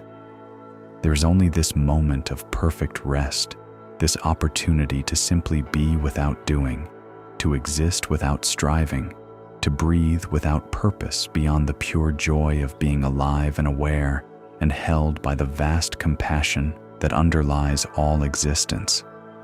Let go now of any remaining effort. Let go of the need to remember these stories perfectly or to apply their lessons immediately. Let go of any pressure to become someone different because of what you have heard. The stories will work within you naturally, like seeds that know their own season for sprouting, like wisdom that emerges when the time is right for its emergence. Sleep well now, knowing that you are part of the great cycle of planting and harvesting that governs all life, and that your participation in this cycle is a gift both to yourself and to all beings who will be touched by your choices. Sleep, knowing that the universe supports those who choose wisdom over folly, patience over impatience, service over selfishness. Sleep in the certainty that tomorrow's sunrise will bring new opportunities to plant seeds of kindness, and that those seeds will grow in ways that surprise and delight you, creating abundance not only for yourself, but for generations yet to come. Sleep in the peace of understanding that your life matters, your choices have consequence, and your capacity for wisdom grows stronger each time you choose to listen to the deepest teachings that experience can offer. Rest now, and thank you for joining us at Sleepy Monk, where the Buddha's wisdom meets the peace of night, and where every ending becomes the preparation for a new beginning. But before we part company entirely, let us visit one more village where a final teaching awaits. A story that will complete the circle of understanding we have been weaving together through these hours of darkness. Take a gentle breath and allow yourself to travel with me to a place where the ancient meets the eternal, where a simple question receives an answer that illuminates all the stories we have shared. In a village that sat at the crossroads of several trading routes, where merchants from many regions would stop to rest their animals and replenish their supplies, there lived an old woman named Devi, who kept a small tea stall beside the main well. She was not a person of any particular importance in the commerce that flowed through her village. She did not trade in valuable goods or employ many workers or own vast properties. She simply made tea and offered it to travelers who were tired from their journeys. But Devi's tea stall had a reputation that extended far beyond what might seem justified by such a humble establishment. Merchants would plan their routes to pass through her village specifically to rest at her stall. Travelers would recommend her tea to others with an enthusiasm that seemed disproportionate to the simple service she provided. Some visitors claimed that stopping at Devi's stall was the best part of their entire journey, though they could not easily explain why this might be so. The secret lay not in any special recipe or rare ingredients. Devi used the same tea leaves available in any market, the same water that flowed from the village well, the same fire that any cook might build. The difference was in her attention, her presence, and her understanding of what travelers truly needed when they stopped at her stall. When a merchant arrived dusty and tired from days on the road, Devi would not simply hand him a cup of tea and collect her payment. She would invite him to sit in the shade of the large banyan tree that grew beside her stall. She would bring him water to wash his face and hands. She would inquire gently about his journey, not from nosiness, but from genuine interest in his experience. She would listen to his stories of the road, his concerns about the markets ahead, his worries about his family waiting at home. Only when the traveler had settled, had been heard, had felt the tension of the road beginning to leave his shoulders, would Devi bring the tea. And when she brought it, she would present it not as a transaction, but as a gift, as her contribution to his well-being, as her way of sending him forth, refreshed and restored. The tea itself was perfectly prepared, the right temperature, the proper strength, the ideal balance of sweetness. But more than that, it was offered with such attention and care that the recipient felt, perhaps for the first time in days or weeks, truly seen and valued as a human being rather than simply as a customer or a source of profit. Devi would often sit with her guests while they drank their tea, not hovering or pressing conversation upon them, but simply being present in case they wanted to talk or needed anything else. She had a gift for sensing what each person required. Some needed cheerful conversation to lift their spirits. Others needed peaceful silence to rest their minds. Still others needed practical advice about the road ahead or the markets they would encounter. This attention to each individual's needs was not a calculated business strategy for Devi. She had never studied commerce or customer relations or methods for increasing profit. Her approach grew from something much simpler and more fundamental. She genuinely cared about the well-being of every person who stopped at her stall, and she expressed that care through the quality of her service and the warmth of her presence. Word of Devi's tea stall spread through the merchant networks, not because she advertised or promoted her business, but because people naturally shared experiences that had touched them deeply. A merchant would arrive at a distant market and, over dinner with other traders, would mention the remarkable tea stall where he had been treated not just as a customer, but as a welcome guest. Another would describe how an old woman's kindness had restored his faith in human decency after weeks of dealing with suspicious and grasping merchants in other towns. These organic recommendations were far more powerful than any paid advertisement could have been, because they came from genuine gratitude rather than commercial motivation. Merchants began to route their journeys specifically to include Devi's village, even when doing so required small detours from the most direct paths. Her humble stall became a destination rather than simply a convenience. But success, even success based on genuine service, creates its own challenges and temptations. As Devi's reputation grew and more travelers sought out her stall, she found herself serving far more customers than she had ever imagined. Long lines would form during the busy travel seasons, with merchants waiting patiently for their turn to experience the service that had been so highly recommended. The increased volume of business brought increased income, which allowed Devi to improve her simple establishment. She built better seating areas, purchased higher quality tea services, and even hired a young woman to help with the busiest periods. From a purely commercial perspective, her success seemed complete. She had more customers than she could serve, more income than she had ever earned, and a reputation that ensured steady business for years to come. But Devi began to notice that something essential was being lost in the expansion of her operation. With so many customers to serve, she could no longer spend extended time with each traveler. The conversations that had once allowed her to understand each person's particular needs became brief exchanges focused on orders and payments. The personal attention that had made each cup of tea feel like a gift became rushed service aimed at moving customers through the line efficiently. The tea itself was still well prepared, the prices remained fair, and the physical comforts of her stall had actually improved. But the heart of what had made her service special, the genuine care and attention she gave to each individual, was being diluted by the pressure to serve more people more quickly. Devi found herself caught between two legitimate but competing values: the desire to continue providing the personal attention that had made her service meaningful, and the practical necessity of serving the large number of customers who now depended on her stall. She could not ignore the long lines of tired travelers, but she also could not give each of them the time and attention that she knew they deserved.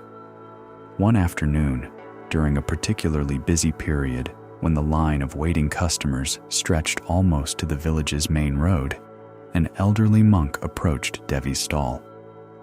He waited patiently through the long line, observing the hurried service and the barely concealed frustration of both Devi and her customers as they struggled with the tension between speed and care.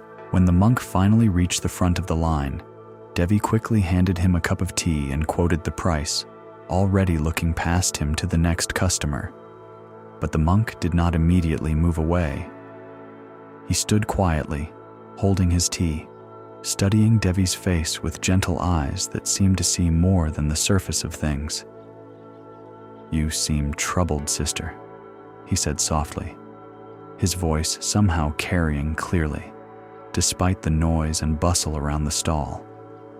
Devi paused in her preparations for the next customer, something in the monk's presence creating a small pocket of stillness in the chaos of her busy afternoon. "I am blessed with success," she replied, but her voice carried a note of uncertainty that contradicted her words. "Yes," the monk agreed, sipping his tea thoughtfully. "But what kind of success? And success at what cost?" The question stayed with Devi throughout the rest of that day and into the evening, when the last customer had been served, and she finally had time to sit quietly and reflect on what her business had become. She realized that in her effort to serve everyone, she was serving no one as well as she once had.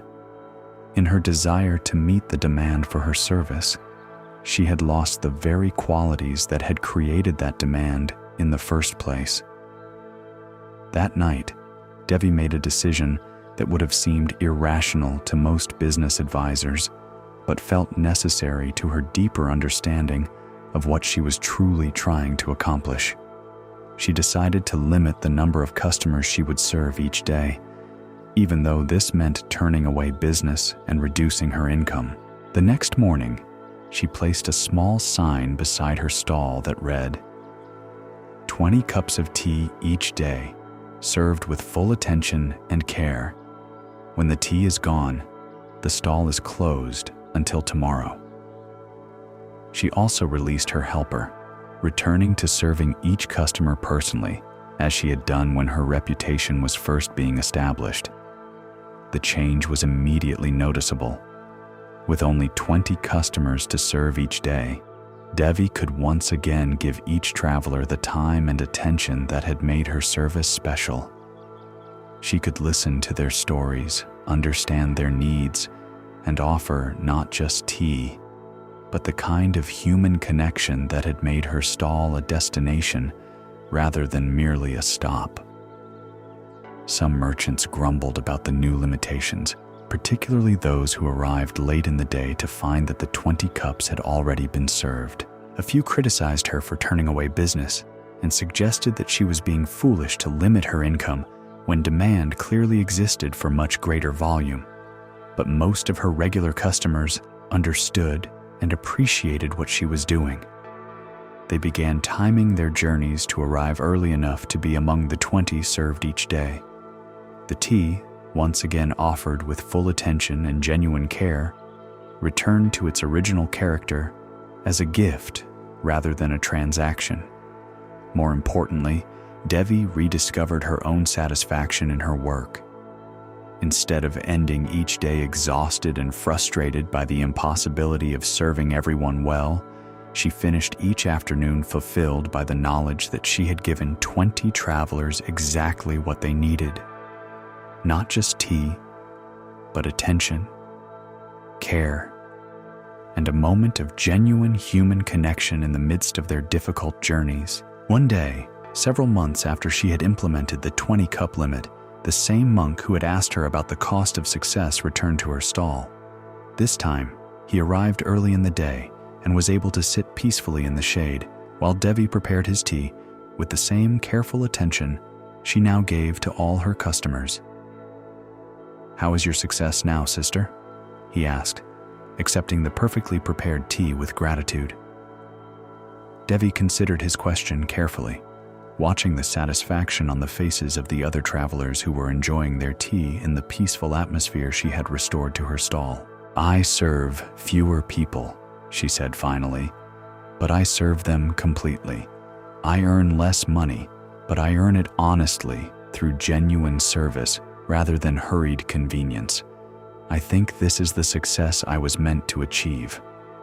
The monk nodded, understanding the wisdom of her choice. "The Buddha taught," he said, "that right livelihood means serving others' genuine needs rather than simply meeting demand.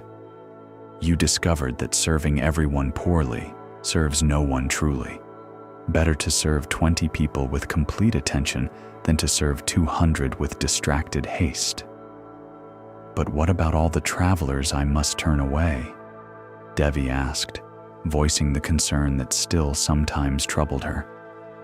"What about their need for rest and refreshment?" The monk smiled gently. "You cannot serve every need in the world, sister, but you can serve the needs within your capacity perfectly. Those you serve carry your gift of attention forward with them, and that gift touches many more lives than the original 20. Perfect service to some creates more benefit than imperfect service to many." That afternoon, as Devi served her 20th and final cup of tea for the day, she watched the satisfied traveler continue his journey, refreshed not just in body, but in spirit by the care and attention he had received. She understood that her choice to limit her service had not reduced her contribution to the world, but had increased it, because perfect service to a few creates ripples that extend far beyond the immediate transaction. This story shows us that true service means honoring our capacity rather than exceeding it, giving completely to those we can serve rather than partially to all who want our service. Devi discovered that attempting to meet unlimited demand with limited capacity destroys the very quality that creates the demand. Buddhism teaches that right livelihood requires us to serve others' genuine needs perfectly rather than serving everyone's wants imperfectly. When we honor our limits and serve within them completely, we plant seeds of genuine benefit that grow far beyond our immediate reach. When we ignore our limits in pursuit of maximum volume, we plant seeds of mediocrity that eventually destroy the reputation that brought us success. Rest now in this final understanding. Feel how your breath serves your body perfectly by honoring its natural rhythm rather than trying to breathe faster than is healthy or slower than is needed. Notice how your heart serves your circulation completely by beating at exactly the pace your body requires rather than trying to beat for every heart in the world.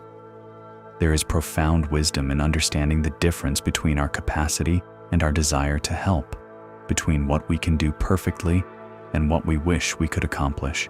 When we try to serve beyond our capacity, we serve no one well. When we honor our limits and work within them completely, we serve everyone we touch perfectly.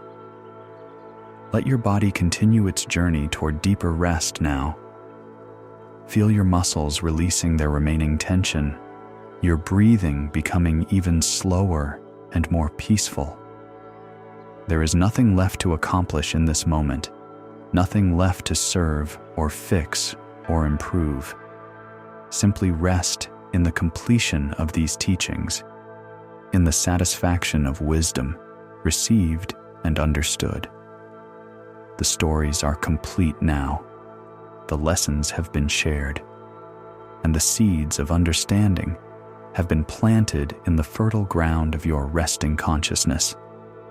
Like all seeds, they will grow in their own time and their own way, emerging as wisdom when wisdom is needed, as guidance when choices must be made, as peace when peace is required. Sleep well now, knowing that you carry within you the accumulated wisdom of all who have learned to plant seeds wisely, to serve completely within their capacity, to choose long-term abundance over short-term gain.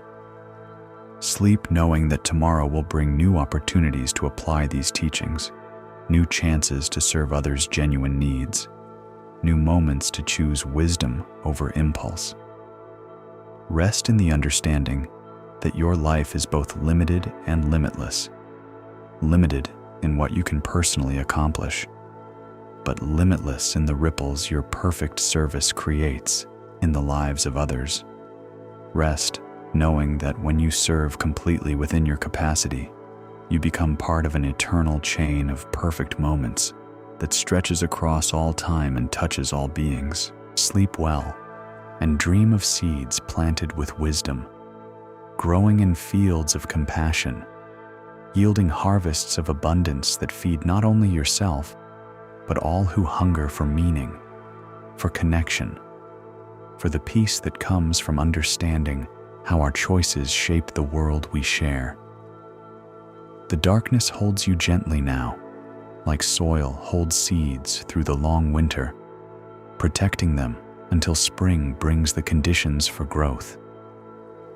In this protective darkness, let these teachings take root in the deepest parts of your being, where they can grow into the kind of wisdom that guides action without force, influences choice without coercion, creates change without violence.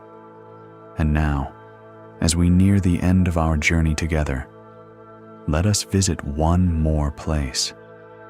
Hear one more story that will bring all these teachings into their final unity. In the mountains, where the air grows thin and the peaks scrape the belly of the sky, there was a monastery that had stood for 300 years. The building itself was nothing spectacular. Simple stone walls, a slate roof, wooden beams darkened by centuries of smoke from the kitchen fires. What made this monastery remarkable was not its architecture, but its garden. The garden had been started by the first abbot 3 centuries earlier, a man whose name had been forgotten, but whose vision lived on in every carefully tended plant, every thoughtfully placed stone, every pathway that curved exactly where it should curve to create the most peaceful walking meditation. Generation after generation of monks had contributed to this garden, each adding something while changing nothing essential, each improving the whole while preserving its fundamental character. The current abbot was a man named Thondup, who had lived in the monastery for 40 years, the last 15 as its leader. He had seen many changes in those decades. Young monks arriving full of enthusiasm and questions, older monks departing this world with quiet dignity, seasons of abundance when donations flowed freely, and seasons of scarcity when every grain of rice was precious.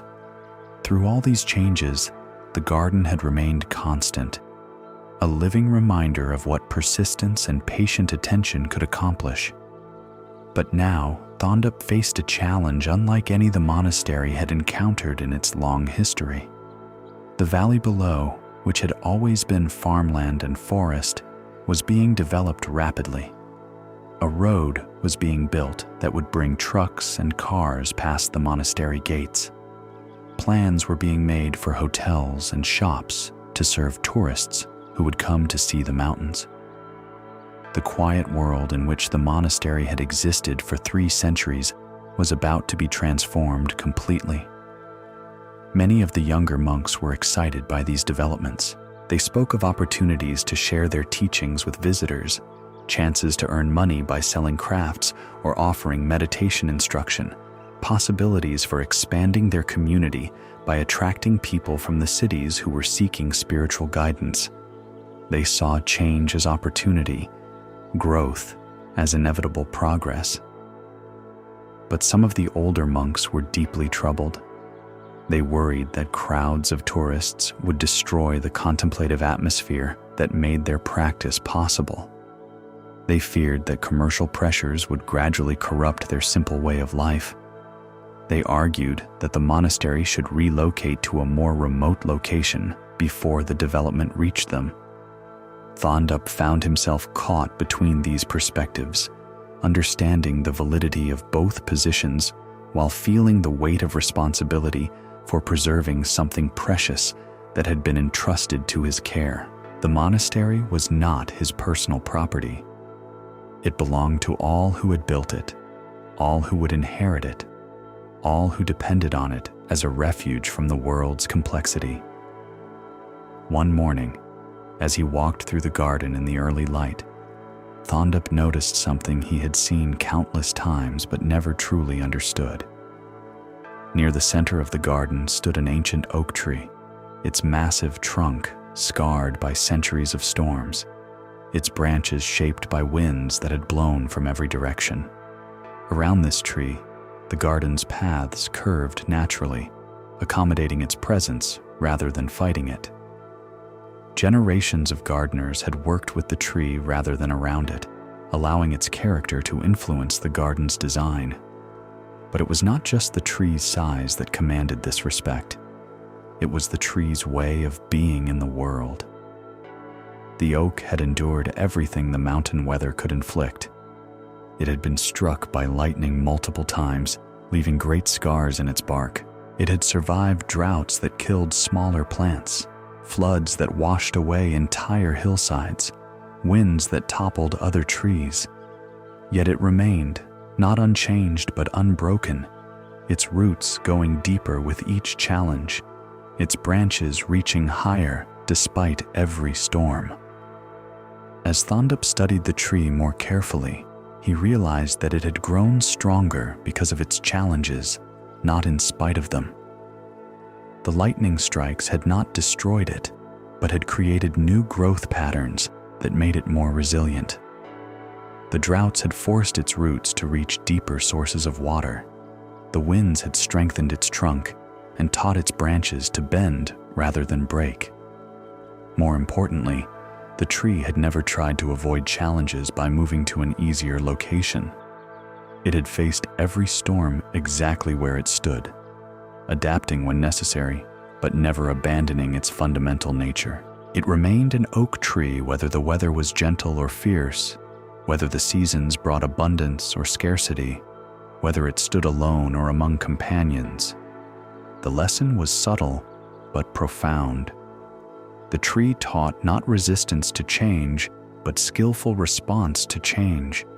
It showed how to remain deeply rooted while allowing surface adaptations. It demonstrated how to honor one's essential nature while developing new capabilities for dealing with new circumstances. That evening, Thondup called together all the monks for a community meeting. Instead of announcing a decision about how to respond to the coming changes, he asked them to spend 3 days in contemplation, each considering the same question. How can we remain completely ourselves while adapting to completely new circumstances? The responses, when they shared them, revealed a wisdom that no single perspective could have contained. The younger monks spoke of ways to share their teachings that would strengthen rather than compromise their practice. They described how serving visitors mindfully could become its own form of meditation, how explaining Buddhist principles to curious tourists could deepen their own understanding. They saw the possibility of creating boundaries within openness, maintaining their contemplative core while developing their capacity for compassionate engagement.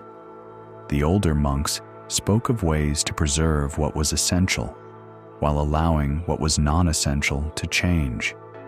They identified which practices were fundamental to their tradition and which were simply familiar customs that could be modified without losing anything important. They recognized that protecting their contemplative atmosphere might require new skills rather than just isolation. Creative adaptation, rather than rigid resistance. Gradually, a vision emerged that honored both perspectives while transcending the limitations of either alone. The monastery would remain a place of serious practice and quiet contemplation, but it would develop new capacities for sharing its wisdom with the changing world. Some monks would specialize in maintaining the traditional retreat environment, ensuring that the contemplative heart of their community remained strong. Others would develop skills for teaching and guiding visitors, creating programs that introduced Buddhist practice without diluting its essential character. The garden became their model for this balanced approach. Like the garden, the monastery would honor its fundamental design while allowing new elements that enhanced rather than contradicted its essential purpose. Like the ancient oak, the community would remain deeply rooted in its tradition, while developing new branches capable of reaching toward new opportunities. Over the following months, as the development in the valley progressed, the monastery began implementing this vision. They created specific times and spaces for visitors that did not intrude on the monks' practice schedule.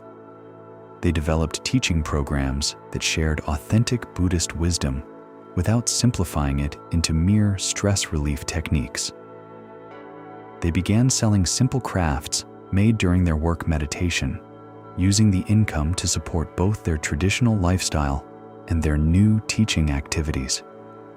Most importantly, they established clear principles for any future changes.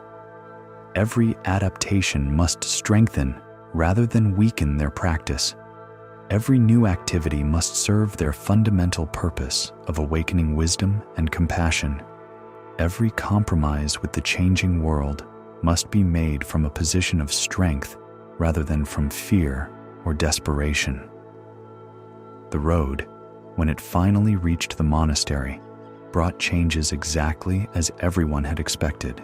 Visitors began arriving, some seeking authentic spiritual guidance, others simply curious about monastic life, still others hoping to find exotic wisdom they could consume quickly and carry away. The monastery had to learn to distinguish between these different types of visitors, offering appropriate responses to each while maintaining their own integrity. But the changes also brought unexpected benefits. Young people from the cities, hungry for meaning in their technology-saturated lives, discovered the monastery and asked to join the community. Scholars interested in preserving Buddhist texts offered to help digitize the monastery's ancient library. International meditation teachers passing through the region stopped to share their understanding and learn from the monastery's tradition. 1 year after the road opened, Thondup walked through the garden and noticed that it looked essentially the same as it had before the changes began. Yet somehow it seemed more alive, more vibrant. New plantings had been added by visitors as offerings, but they had been chosen carefully to complement the existing design. New paths had been created to accommodate more people, but they followed the same principles of gentle curves and natural flow that had guided the original garden's creation. The ancient oak stood unchanged at the garden's center, its massive presence still commanding the respect and accommodation of everything around it. But now, its shade sheltered meditation groups from many countries. Its strength inspired visitors who had traveled thousands of miles to sit beneath its branches. Its endurance offered hope to people struggling with their own storms and challenges. A visiting teacher from a distant monastery, walking through the garden with Thondup, observed, "You have managed something very difficult here. You have changed everything while changing nothing essential. How did you learn to do this?" Thondup paused beside the oak tree, running his hand along its lightning-scarred bark. "The tree taught us," he said simply. "We learned to grow deeper roots when the storms came, to develop new branches while honoring our ancient trunk, to shelter more beings while remaining ourselves completely. The visiting teacher nodded, understanding immediately.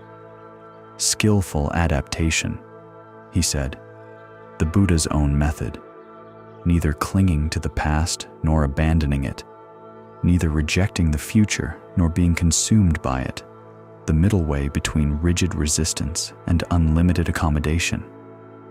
Yes, Thondup agreed. We discovered that protecting what we value most requires us to develop new capabilities, not just to hide from change. The monastery is stronger now than it was before the challenges came, just as the tree is stronger for having survived so many storms. That evening, as the last visitors departed and the monastery returned to its quiet rhythm, Thondup sat in meditation beneath the oak tree. The sounds from the valley below were different now. Cars occasionally passed on the new road. Voices carried on the wind from the hotels that were being built. But the essential silence was unchanged, perhaps even deeper, for being consciously preserved rather than simply assumed. Around him, the other monks concluded their evening practice and retired to their simple quarters. Some of them had spent the day in traditional meditation and study, maintaining the contemplative practices that had been preserved for centuries. Others had spent the day teaching visitors, sharing the wisdom of their tradition with people who might carry these seeds back to very different soil in very different places. All of them had contributed to the monastery's continuing life, each according to his capacity and calling. Like the garden, the community had grown more diverse without losing its unity, more complex without losing its simplicity, more engaged with the world without losing its essential refuge from the world's confusion. This story shows us how authentic preservation requires creative adaptation, how protecting what matters most may demand developing new capabilities rather than simply resisting change. Thondup and his community discovered that remaining true to their essential nature while adapting to new circumstances created strength rather than compromise. Buddhism teaches that the middle way applies not only to personal practice, but to communities and institutions, neither clinging rigidly to familiar forms nor abandoning the wisdom they contain. When we adapt skillfully to changing conditions while preserving essential principles, we plant seeds of resilience that grow into sustainable strength. When we resist all change from fear or embrace all change from restlessness, we plant seeds of either stagnation or dissolution. Let your breath find its deepest rhythm now, like the monastery, finding its balance between preservation and adaptation, between solitude and engagement, between ancient wisdom and contemporary application. Feel how your body knows exactly how to maintain its essential functions while adapting constantly to changing conditions, digesting different foods, breathing different air, responding to different temperatures, yet remaining unmistakably itself through all these variations. Notice how the darkness around you creates the perfect conditions for rest, just as the monastery's challenges created the conditions for deeper wisdom. Sometimes what appears to threaten what we value most actually calls forth capabilities we didn't know we possessed, strengths we hadn't developed because easier circumstances didn't require them. Rest in the understanding that you too can remain completely yourself while adapting creatively to whatever changes life brings. You can grow deeper roots when storms arrive, develop new branches while honoring your essential nature, shelter more beings while maintaining your own integrity. Your breathing continues its perfect rhythm, neither too fast nor too slow, neither too deep nor too shallow, finding exactly the balance your body needs moment by moment.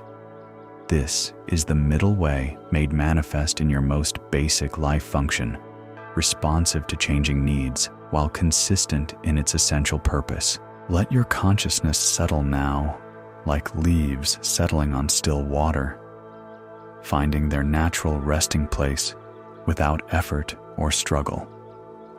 The stories you have heard tonight will work within you like seeds planted in good soil, growing in their own time into wisdom that will guide your choices, strength that will sustain your challenges, compassion that will inform your responses to others' needs. Feel how the surface of your mind grows quieter now, like the monastery garden in the evening when the last visitors have departed and the ancient silence returns. Beneath this quieting surface, deeper currents continue, understanding integrating with experience, wisdom settling into the places where it can best serve, peace expanding into the spaces where worry once lived. Your body knows how to heal itself while you sleep, how to restore what was depleted during the day, how to prepare for tomorrow's activities without conscious direction from your thinking mind. Trust this same natural intelligence to help you understand which of these teachings are most relevant to your own life, which seeds want to grow in the particular soil of your circumstances, which adaptations will strengthen rather than compromise your essential nature. In the deepest part of yourself, where all change begins and all peace returns, you already know how to plant seeds wisely, how to serve completely within your capacity, how to adapt skillfully to changing conditions while remaining true to your fundamental nature. These stories have simply reminded you of wisdom you already possess, awakened understanding that was always present, but perhaps temporarily forgotten. Let your eyelids grow heavy now, like curtains drawing closed on a day filled with meaningful learning. There is nothing more to figure out, nothing more to analyze or remember or apply. The understanding will emerge naturally when understanding is needed, just as the monastery's wisdom emerged naturally when challenges required new responses. Feel your body sinking deeper into rest, supported completely by whatever holds you, held perfectly by the same forces that hold the ancient oak tree, the monastery garden, the mountain peaks themselves. You are part of the same vast web of interconnection that connects all beings, all stories, all teachings across time and space. Your breath grows softer now, barely disturbing the peace that settles around you like snow settling on the mountain where the monastery stands. Each exhale releases not only breath but also any remaining tension, any lingering worry about seeds planted in the past or harvests yet to come. Each inhale brings not only fresh air, but also fresh possibility, new opportunities to choose wisely, new chances to serve completely. The teachers and students from all these stories seem to gather now in the space between sleep and waking, their wisdom available to you, not as rules to follow, but as companions for the journey, friends who understand the challenges of choosing well, guides who have learned through their own mistakes how to plant seeds that grow into abundance rather than depletion. Rest now among these invisible companions, supported by their understanding, encouraged by their eventual success in learning to choose wisely. You are not alone in the challenges of living with integrity. You join an eternal community of beings who have discovered that our choices matter, that our actions have consequences, that our capacity to serve others and ourselves well grows stronger each time we choose wisdom over convenience, patience over impatience, long-term benefit over short-term gain. Sleep in this company, dream in this understanding, rest in this peace that connects you to all who have ever planted seeds with hope, tended growth with patience, shared harvests with generosity. The chain of wisdom stretches back through time and forward into the future, and you are one of its essential links, your choices contributing to the growing understanding that helps all beings learn to live more skillfully.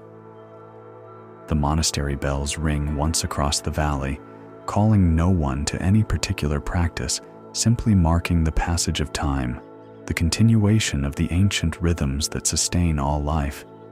In that sound, all these teachings resolve into perfect simplicity. Be present, choose wisely, serve completely, adapt skillfully, rest deeply. The bell's echo fades into the mountain silence, and with it, all the complexity of choice and consequence settles into the most fundamental truth.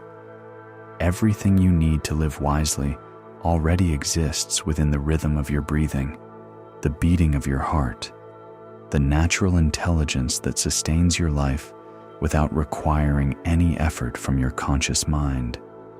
In this deepest understanding, there is no separation between the planter and the seed, between the action and its consequence, between the one who serves and the one who is served. There is only the eternal dance of giving and receiving, of acting and experiencing the results of action, of participating in the great web of interdependence that connects all beings across all time. Your breathing has become so gentle now that it barely moves your chest, like the softest wind barely stirring the leaves of the ancient oak. In this stillness, the teachings settle into their final resting place, not in your memory where they might be forgotten, but in your being where they become part of who you are. The village where Anil learned patience through the loss of his ox grows quiet as the last lamp is extinguished. The Palmyra groves where Kartik learned humility through his fall whisper their evening prayers to the coastal wind. The fields where Banu's shrine once stood produce their quiet harvests, tended now by farmers who understand the difference between reading nature's signs and claiming power over nature's forces. Kamala's loom sits ready for tomorrow's work, her shuttle loaded with the finest silk, her patterns drawn with the precision that honors both tradition and customer. The fishing boats rest at anchor in waters slowly recovering from intensive harvesting, their nets hung to dry in the salt air. Arjun's forge holds its fire through the night, ready to shape tomorrow's tools with the patience and skill that create implements to last a lifetime.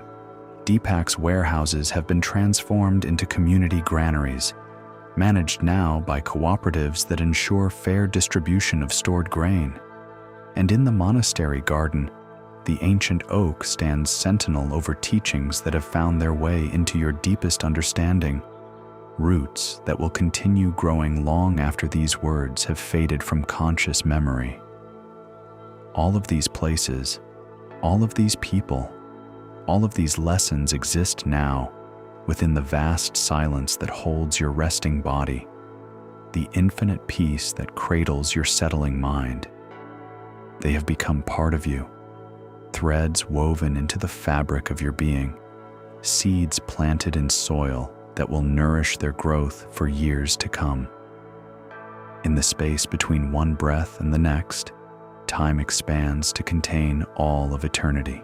Past and future resolve into the eternal present moment, where all seeds exist in perfect potential, where all harvests wait in patient readiness, where all choices stand poised in perfect balance before the moment of selection.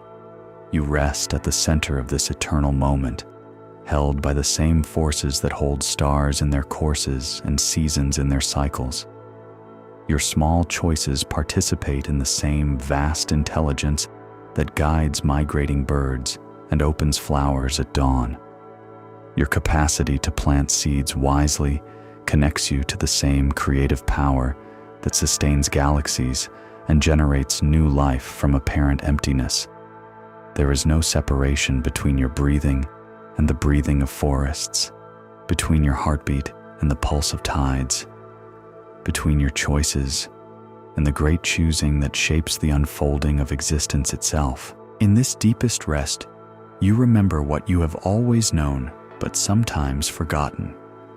You are not separate from the wisdom that guides all life, not isolated from the compassion that connects all beings, not excluded from the peace that underlies all activity. The stories you have heard dissolve now into direct knowing, like salt dissolving into water, invisible but transforming everything it touches.